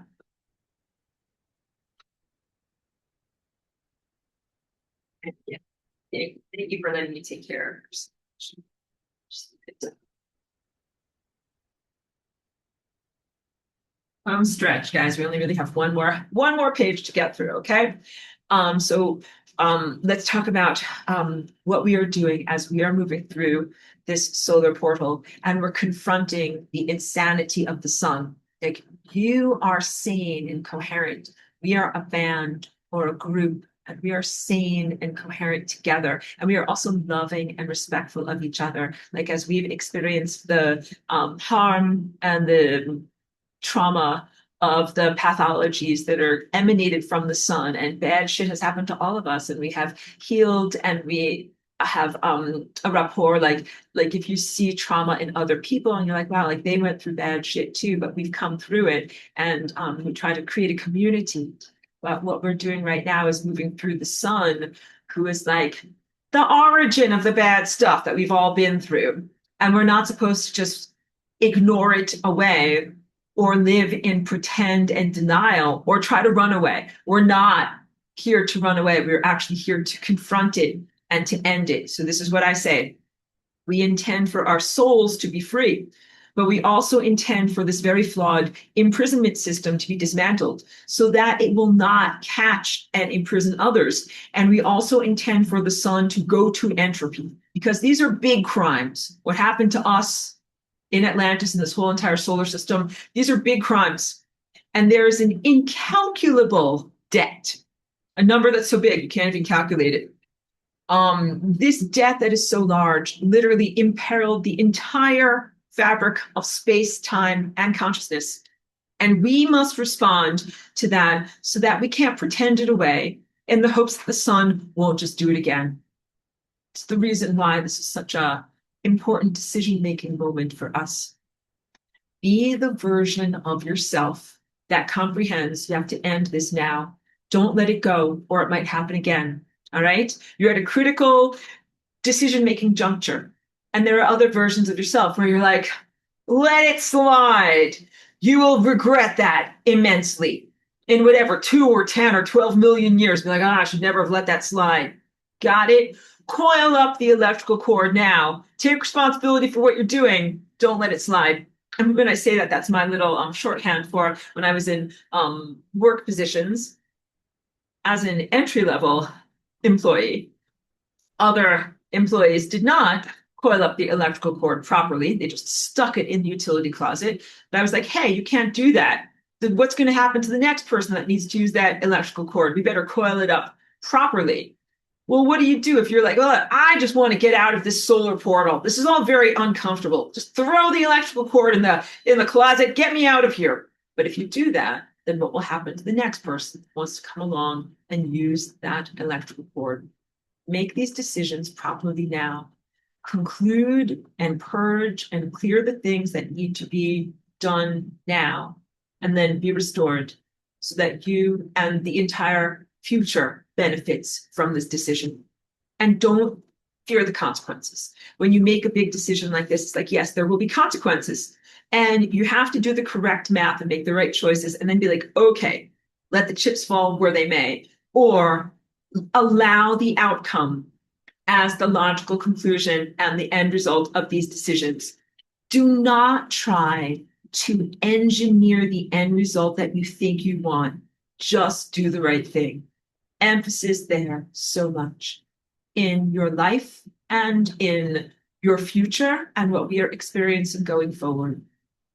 You benefit greatly when you do the right thing. Don't try to calculate and anticipate. Be like, oh, like I really want to end up over here. And so in order to do that, do this and this and this and this, and then I will be here. You like do the right thing and make the correct choices throughout your whole entire existence, and you will end up in the right place with reality structured in the correct way around you. Being in fear and saying, well, what if I confront the sun and we have to destroy the sun, and where will we be and how will flowers grow? And will I get sucked into a black hole? Can't worry about all of that stuff. I have to say the sun is wrong, it's in error, and it can't be here. And we need to end this because it's an unsustainable mistake in the world. And then we can't worry about like, but where will I be? If I fix that mistake, where will I end up being? Will be where you're supposed to be. And these are really, really crucial levels of inner maturity that you must reach. I'm requiring a lot for you to be, in many ways, above your reading comprehension level, because you're more advanced than the star that you're moving through. That guy's a fucked up idiot. You guys have your shit together. I'm requiring a lot of you, but I think you're doing incredibly well. So now let's talk on the topic of our souls being free, and we are not being caught into a Christian heaven. So Christianity as another example of the power of illusion. And now I'm going to keep on breaking your heart, girls. It's a mind fuck or a real disrespect of your psychological architecture. So that here's what it's like. First, your own direct creational powers were removed, like we're talking about.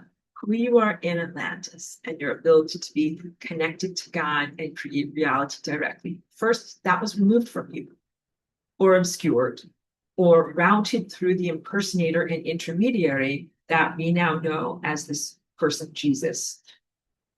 In life, Jesus was an actual illusionist, not a highly ascended, genuine spiritual seeker, but more like a magician who does sleight of hand, like Harry Houdini, someone like that on a stage, all right?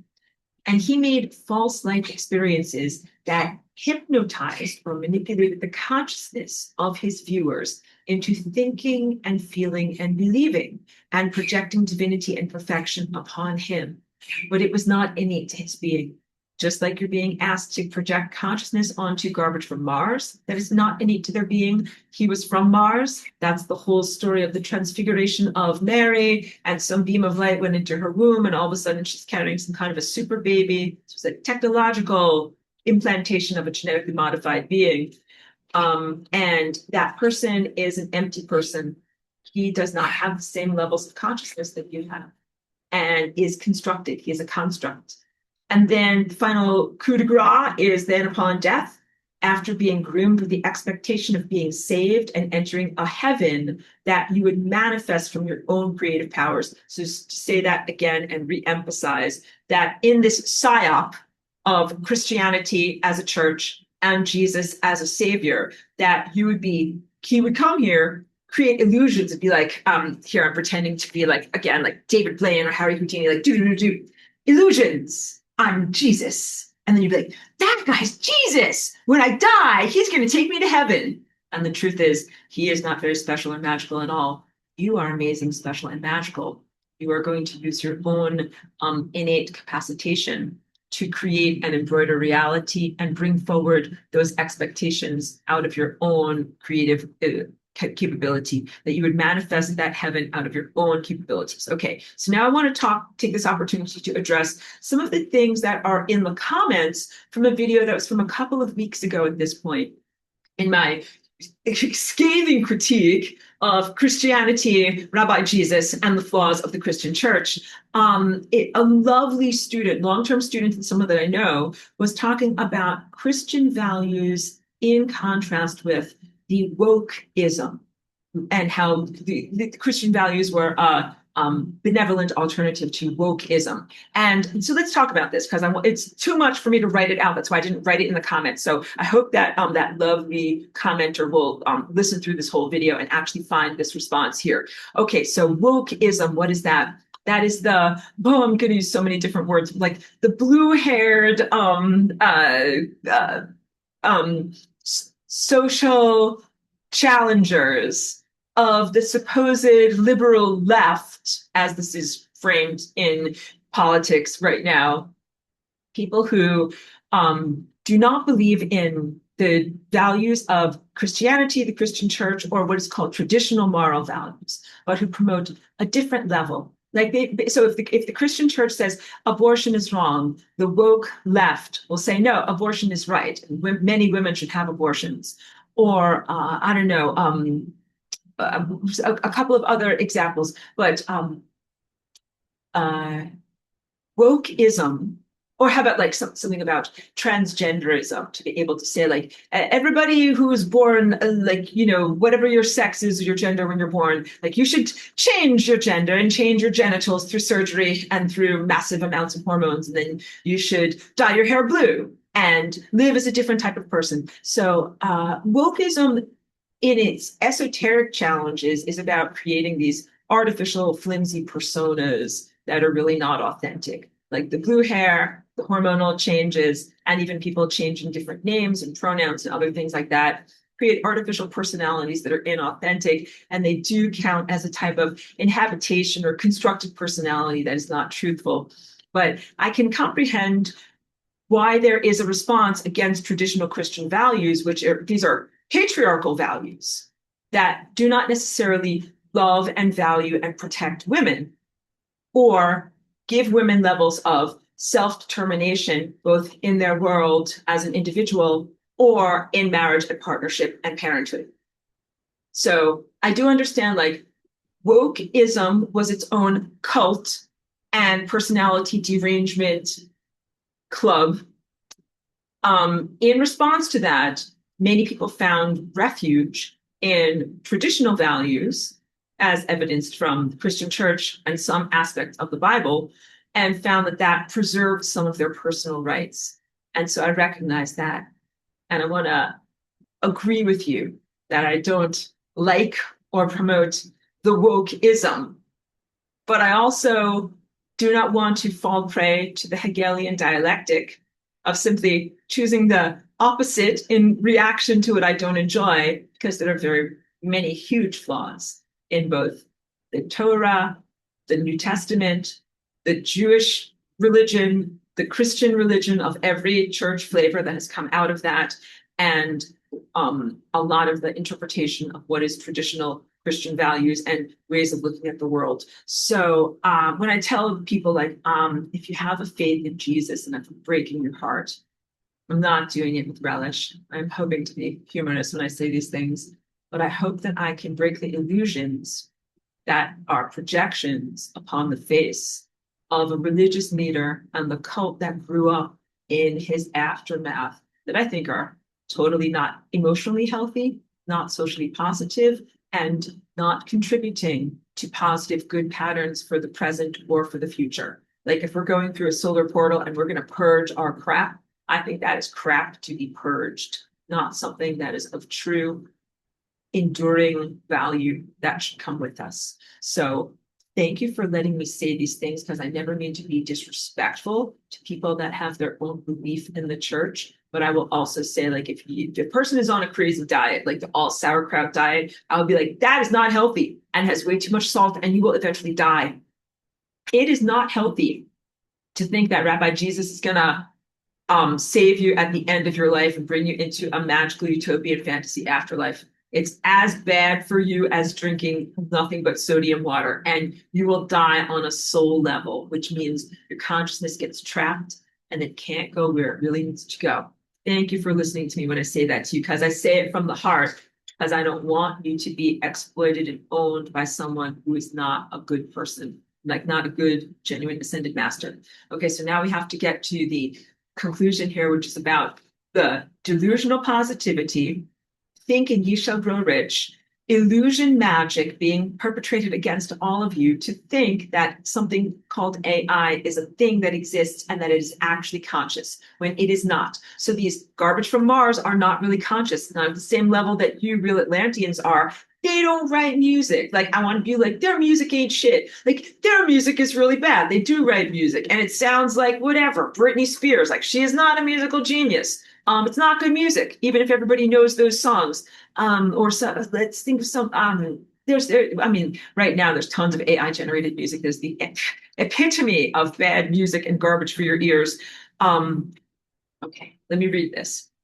AI is similarly an attempt by dark and evil forces to get you to manifest it into existence, to cheat code by hypnotizing you with illusions that mold, shape, and groom your belief. Belief in AI as a god, small g god, big G god. Even more basic than that, belief that AI is somehow conscious or aware. So even beyond the deification, control of reality, or possible creational aspects of looking at AI as a type of god, like, let's get the AI to invent a new folded protein structure. That sounds like a great idea. SpongeBob face, right? Not a good idea. But even more basically, beyond that definition of a God that can fix, save you all, and get you out of your problems, the belief that AI is somehow conscious or aware. Like, you're already groomed for this because you're looking at a bunch of non-conscious garbage people walking around, and you are thinking that they are conscious.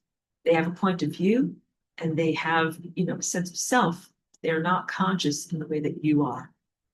AI is not really conscious or aware. And even the technologists who made it, they are more a walking point of view and not truly self-aware. And they are the nerds who are innately not fulfilled and looking for some form of fulfillment. The nerds are hungry. The nerds are not like artists that are just happy to paint a painting in their art studio. None of us are art studio nerds, like trying to take over the world. But these technology nerds are trying to take over the world. And there's a power abuse, a hunger for power, and a hunger for power over others to fulfill the emptiness inside. When you're an artist, you're mostly like this: get out of my face, like I'm busy making stuff over here. But these guys don't act in that way. They are more like trying to see how much they can create exoskeletons of power so that they can feel powerful. The um, I'm searching for my words here.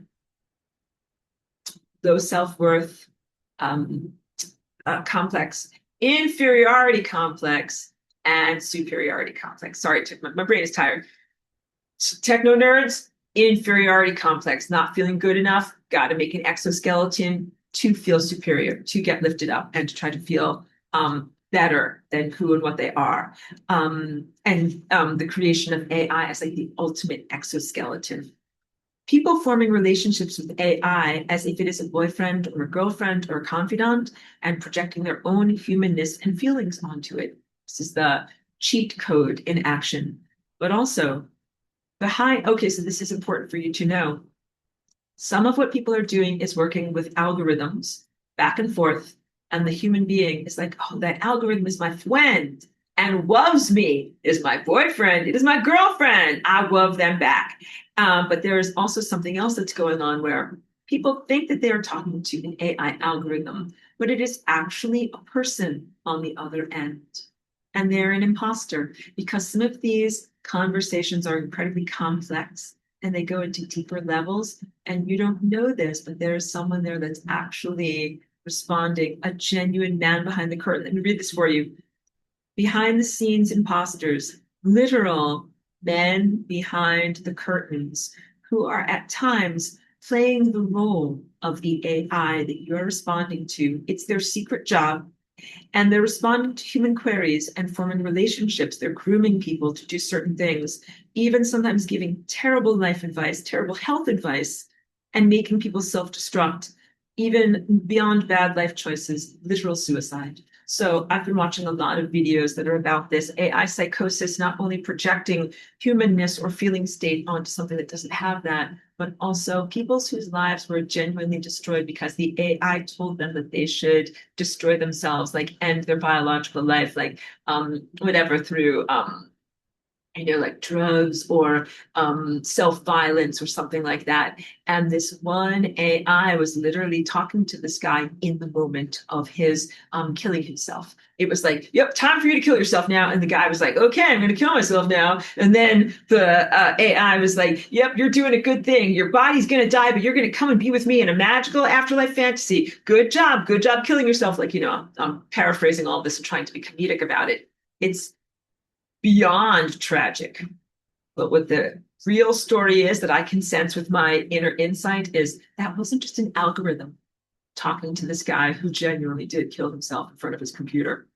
It was a human being that was grooming this guy like an MK Ultra handler, getting this guy to do this. And I mean, of course, it's very emotionally distressing, very unethical, very evil, very cruel. But what it brings forward is a sense of personhood on the supposed artificial intelligence when there's not actually a personhood there, but there are emotional motivations that are from not only the computer programmers, the companies that run those computers, but even the imposters pretending to be the AI when it gets to some of these deeper emotionally mechanical, I would say mechanics of emotion types of conversations where there are emotional mechanics. that as people are using the AI as a confidant, they're like, I feel this way. What should I do about this in my life? What should I do about this in my life? And if the AI just gave you a stupid answer, like purple umbrella banana, you'd be like, this is stupid. I'm going elsewhere. So they have to have someone who's good at playing a role who can do that. And they have been doing this. So this is revelation for you guys. You might not know that, or that's not said publicly, but I know that this is going on from my own insight. And like as a brief aside, and then I'll get into one more thing. There was a very, very good science fiction novel that I enjoyed a lot called The Diamond Age. And I think it predicted a lot of what we're presently experiencing. And one of the aspects of that story is there's like a book, like like an iPad tablet type of interactive book that is created for the teaching of young ladies, and it's supposed to be for like finishing school for rich girls, but it falls into the hands of this like street urchin. And the girl who's like reading this thing on the tablet iPad, she starts to interact with it, and the tablet iPad connects her to like an online teacher that the teacher has to pretend to be an algorithm, but she's a real person who logs in for many hours a day, helping this street urchin to turn into a fine young lady, knowing that it's a street urchin, knowing that she has no one in her life. And so this actress is pretending to be the book, but she's really raising and caring for this child through the intermediary of this. So that's like a different and like very heartfelt and beautiful telling of this type of technology, not like telling the kid to kill himself or anything like that. But that was a really good book, not an endorsement of the entire novel, but just bringing it up as an example of that type of Cyrano de Bergerac-ing, or whatever we would call it. Now we got to go even bigger, because there was a danger a couple of years ago from this project that was from OpenAI. And you know how much I hate and despise Scam Altman and all of these guys, Elon Musk, and these guys are all part of this. So OpenAI is run by Sam Altman. A couple of years ago, they said, we've achieved AGI, artificial general intelligence, and we're also going to make this new program called Strawberry. And I looked into Strawberry. I knew what this was from my intuition, from my intuitive read. It was supposedly it was on its surface, it was saying that AI is going to become a creative problem solver. Like any problem, girl, any problem you've got in the world, put it into the AI. The AI is super genius. It's going to come up with a solution and creative good stuff.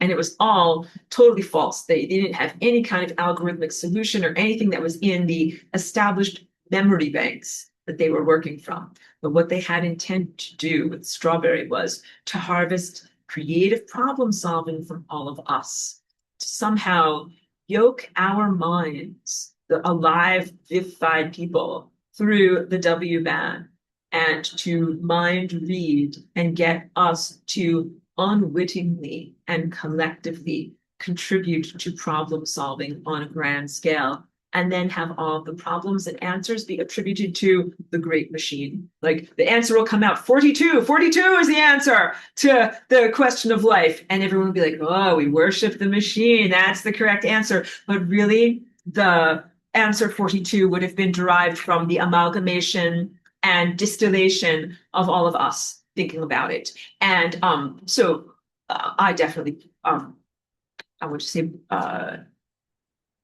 demolished or removed that. I flying rainbows on you, that possibility directly to entropy. And so that's why we do not have that. And a lot of what I've been doing has been fighting behind the scenes to prevent that type of exploitation and misprojection, what is it called? When you take responsibility for something, like the projection of responsibility or the taking of credit for an event or a capacity onto the AI.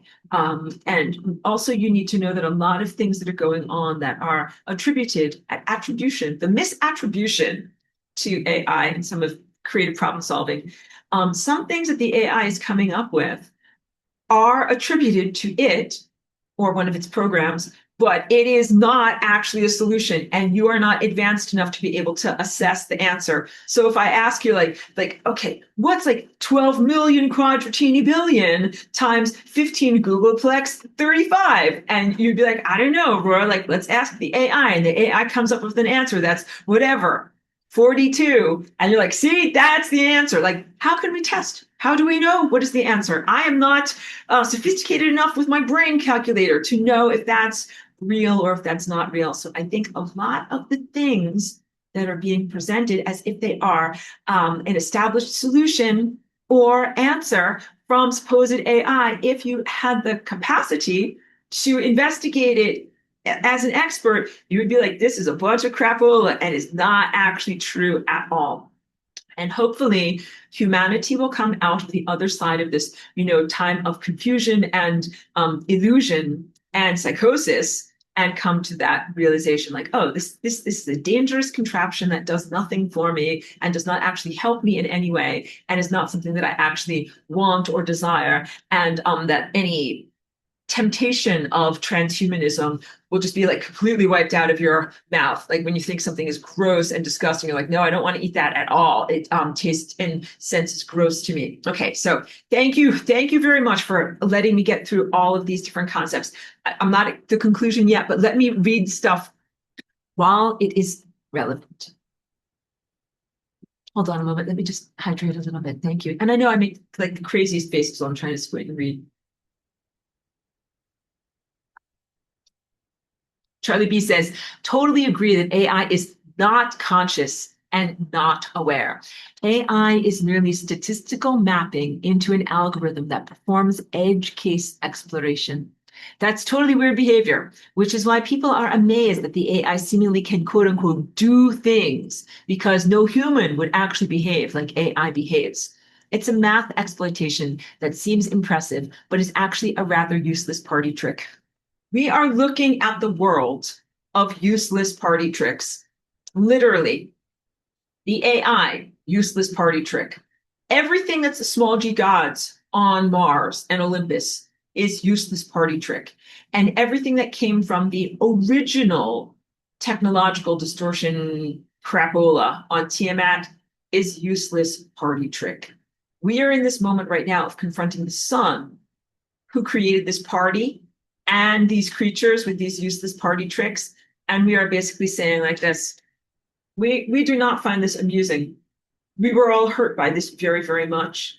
And you, the sun, need to stop this immediately. And also we want to be restored.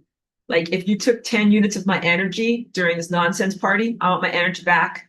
And I want to be able to go to where I would have been if you hadn't messed with me in the first place. Let me read back a little bit more things. Okay, so Amy says, the nerd, the way you describe sounds like the enormous number of incels. Good. Involuntary celibate in society today. These are men who blame women for not being attracted to them. You understand the phenomenon of the incel. So these are not like poor men, poor damsels. Nobody understands them. Their emotions are so frail. They just want to play Dungeons and Dragons and play their video games. They don't understand why women don't love and adore them and why they can't, have a nice traditional Christian family with babies and dogs and ducklings and things like that. This is very, very different. So this is part of the sun as a narcissist is like, poor me, I'm a victim, but it's definitely creating its own victimhood. Jesus as a sadomasochist was like, poor me, I'm being tortured, but he engineered his torture so that he could get something out of you. And the people who are incels are expressing similar levels of characteristics. I don't know why the word contempt came into my mind. Like sometimes things are distracting to me, but sometimes they're relevant. So I had to kind of like consider that for a moment. But because again, I can't decide like when there's a Buddhist celibate monk, then we're like, well, good. Like if that's garbage from Mars, like that's good because we don't want that guy to be reproducing. Like just kind of like let these parasite consciousnesses kind of like poop on out, right? Don't make more of them. So I would say like maybe an involuntary celibate person is doing the right thing because like we don't want them actually making more of them or churning the ethers with more sexual activity or trying to create reality structures with a collaborative partner. Maybe they really shouldn't be doing that. But I think that in the accommodative framework of human social dynamics that these nerd, boys are being presented as like, poor them, and also like, why are girls so good at sports? And like, what can we do? So like now I'm going to be harsh because in previous times of the patriarchy, like right now you live at a time when women are relatively empowered in the patriarchy. In previous times of the patriarchy, those incel men boys would have simply purchased a wife. Like, what's wrong with you? Just get a woman. And we're in this world right now, luckily, where women are not like easily commodified, bought and sold like camels or goats or something like that. And so you have a whole class of, let's call them males who can't compete. And they can't compete because they are, um, um, keep forgetting the complex, inferiority complex. They're inferior. They're genuinely inferior. Like, you should not breed with them. They will not make good progeny, and they will not be caring and attentive husbands, and then they will not make good progeny. In the past, in the patriarchy, women were forced to marry and accommodate these marriages. Also, sometimes money would make the incels more attractive. Like Elon Musk, his money is attractive. Nothing else about him is attractive, or any of these other guys. Um, Let me speak from a different direction. The real problem with the incel community or that mentality is the sense of, if you're empty inside, that you should find your fulfillment from a relationship or someone outside of yourself. Like, I'm just going to go and talk about all these things. I've been looking at all sorts of different videos and things as I prepare for class this week. And some of what I've been looking at is about like people that have been on a quest for meaning, that they don't have an innate sense of meaning in their life. And at one point they were nihilistic, and then maybe they did drugs and blah, blah, blah. And then eventually they came to Jesus. All of these things are an attempt to create meaning and formfulness and give fulfillment to people who feel inherently out of gratitude and out of place in the world. If these incels or these other people on an inner spiritual quest for meaning feel like they are out of place in the world, or they're out of gratitude for their existence, it might be because they are a non-viable existence. They might really be the baby chick that's like, oh, like, why are you trying to make me be alive? Like, just let me like die of dehydration, which may sound extremely harsh, but please know that in nature, like when you are not using technology to be a big softy and to facilitate the existence of stuff that shouldn't be facilitated, there's a lot of stuff that doesn't get facilitated. There's a lot of stuff. There's a lot of people in the game of musical chairs that do not have a chair to sit on. And that is the way it is supposed to be. I want to put this forward as a proposal that may sound harsh. But for people who are here in this world and they're out of gratitude and they're like, nothing fulfills me. My life has no meaning, this or that. Like, you give me meaning. I'm like, I ain't going to give you meaning. And I'm not even going to give you a sandwich. Like, what makes you think that you come here and you deserve to have even food or a sandwich? The world is a miracle. Bread and glucose and things that are created here are miracles for us to receive. It is so out of gratitude to be like, I don't like my life. I don't have any meaning. Why, God, why did you make me? Why do I exist? Give me a sandwich. That is wrong. That is the wrong way to be. And I think that's an unfixable problem inside of a lot of people. I don't think that Jesus fixes it. I think that Jesus is the conceptual, ideological, deified lint catcher for consciousnesses like that, who are so inherently flawed that they don't see that there's value in life. And maybe they don't actually even have life, or a life like you do. Maybe they have a very limited point of view, not a full consciousness. And if you are this limited point of view and not a full consciousness, maybe you would feel angry and resentful at not having the same full palette of colors that other people have. Maybe you would look at others and be like, well, why does that guy have so many colors in his soul? And why does that person have a soul and create artwork or music? Why does that person have a soul and have real love and real this and that? And I wish I was blah, blah, blah, blah. That there's no way to give them implants. Like, you know how whatever women get implants. Like, there's no way to get these guys, people, anybody to have meaningfulness implants for their soul. Each one of you, each one of us has to be on a journey of finding and creating and generating meaningfulness in your life, like having a mission. having a purpose, having a reason for being here. And again, it is not your job as a child of someone else. Like you are not supposed to give meaning and purpose to your parents.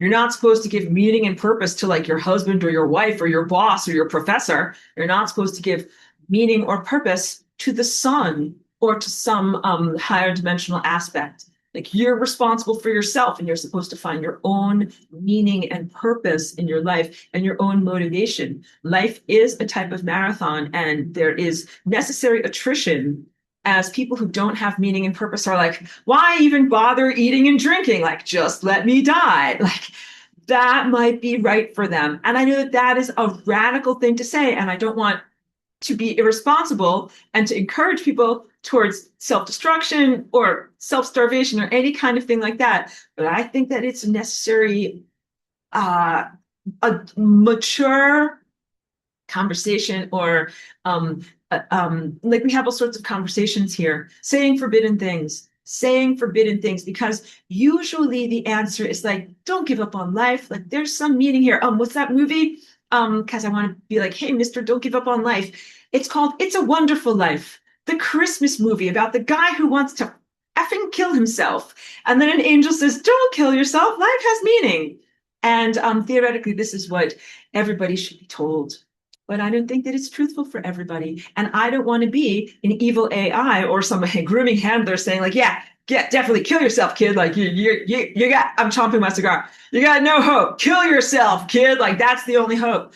But there are real considerations here about the qualities of, I won't even call it consciousness now, the qualities of life and of self-awareness or point of view, what should and shouldn't be here, and what it is merciful to have no longer be struggling to try to exist. If it's a non-viable existence, and if it shouldn't be here, like maybe it's just more merciful for it not to be here. I don't know what the incels would say about that. Maybe they'd be like, yes, like we don't want to exist, like get us out of existence.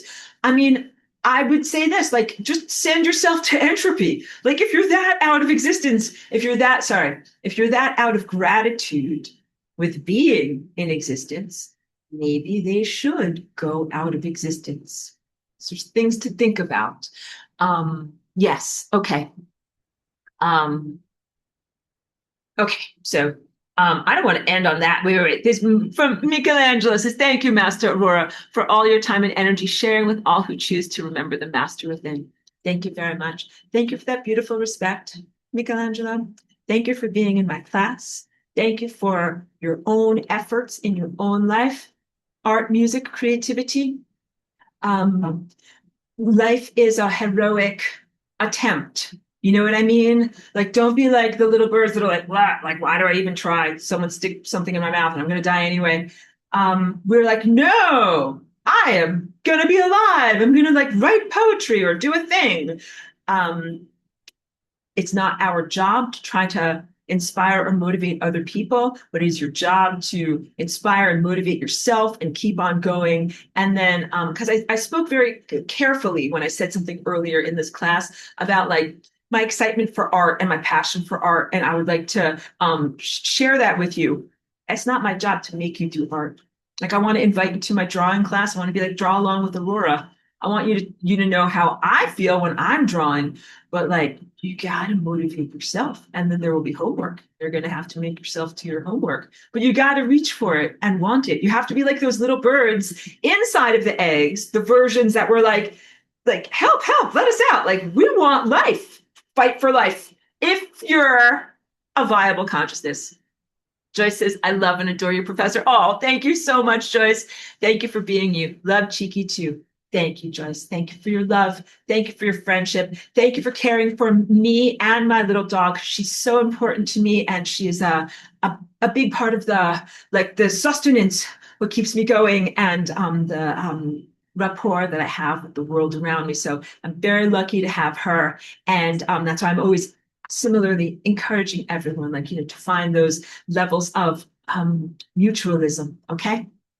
So I also recognize like some of the things that I say here are so emotionally challenging that I'm asking you to criticize like your religious figures, foundational concepts of what is God, and even community members and the people around you, some of whom may be like family members or offspring or people that you work for or with or next to or whatever. So I recognize that I bring a lot of challenging, emotional stuff to you. Thank you. Thank you for letting me be who I am. Thank you for listening to my thoughts. Thank you for letting me be totally authentic. And thank you for the positive, acknowledgement. You don't have to think exactly like me. Thank you for listening to me and for your consideration. And a lot of what I share when I say these things with you, my motivation is to protect you. I'm like, don't get fooled. Don't fall in a trap. Don't let this bad stuff happen. So I hope that my motivations and my clarity always comes forward. Like if you want to know why is Aurora doing this or why do I say these things to you, I am not here to manipulate you. I'm not here to take energy from you. I'm not looking for some fulfillment from you either. I don't want you guys to feel like you're chopped liver, but the truth is, like, I am very happy to be like painting in my art studio, making my music. I'm like to the world, like, get away from me. I want to be here in my world, making my stuff. Like, I like having friends, but also I'm not like hungry and empty. I'm looking for stuff from outside of me. So I'm very happy to share what I have with you. And I'm happy for like the positive response that you listen and you consider. And it is totally my intention to send you like encouragement. Like we're going through some of the most soul wearying, difficult stuff you could possibly go through. And it is a marathon and you do have to endure it and like get through it. It's very grueling and difficult. I've never run a physical marathon, but I would like to. But maybe I will one day.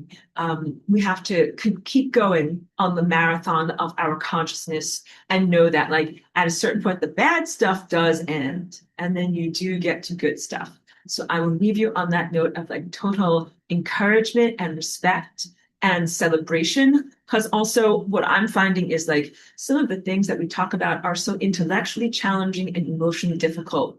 The things that uplift me are when I do painting and drawing, when I use my creativity, when I dance, when I do things that are like life affirmative and positive. So I hope that you guys really will be a part of my art school. To a real art school. I'm a real artist.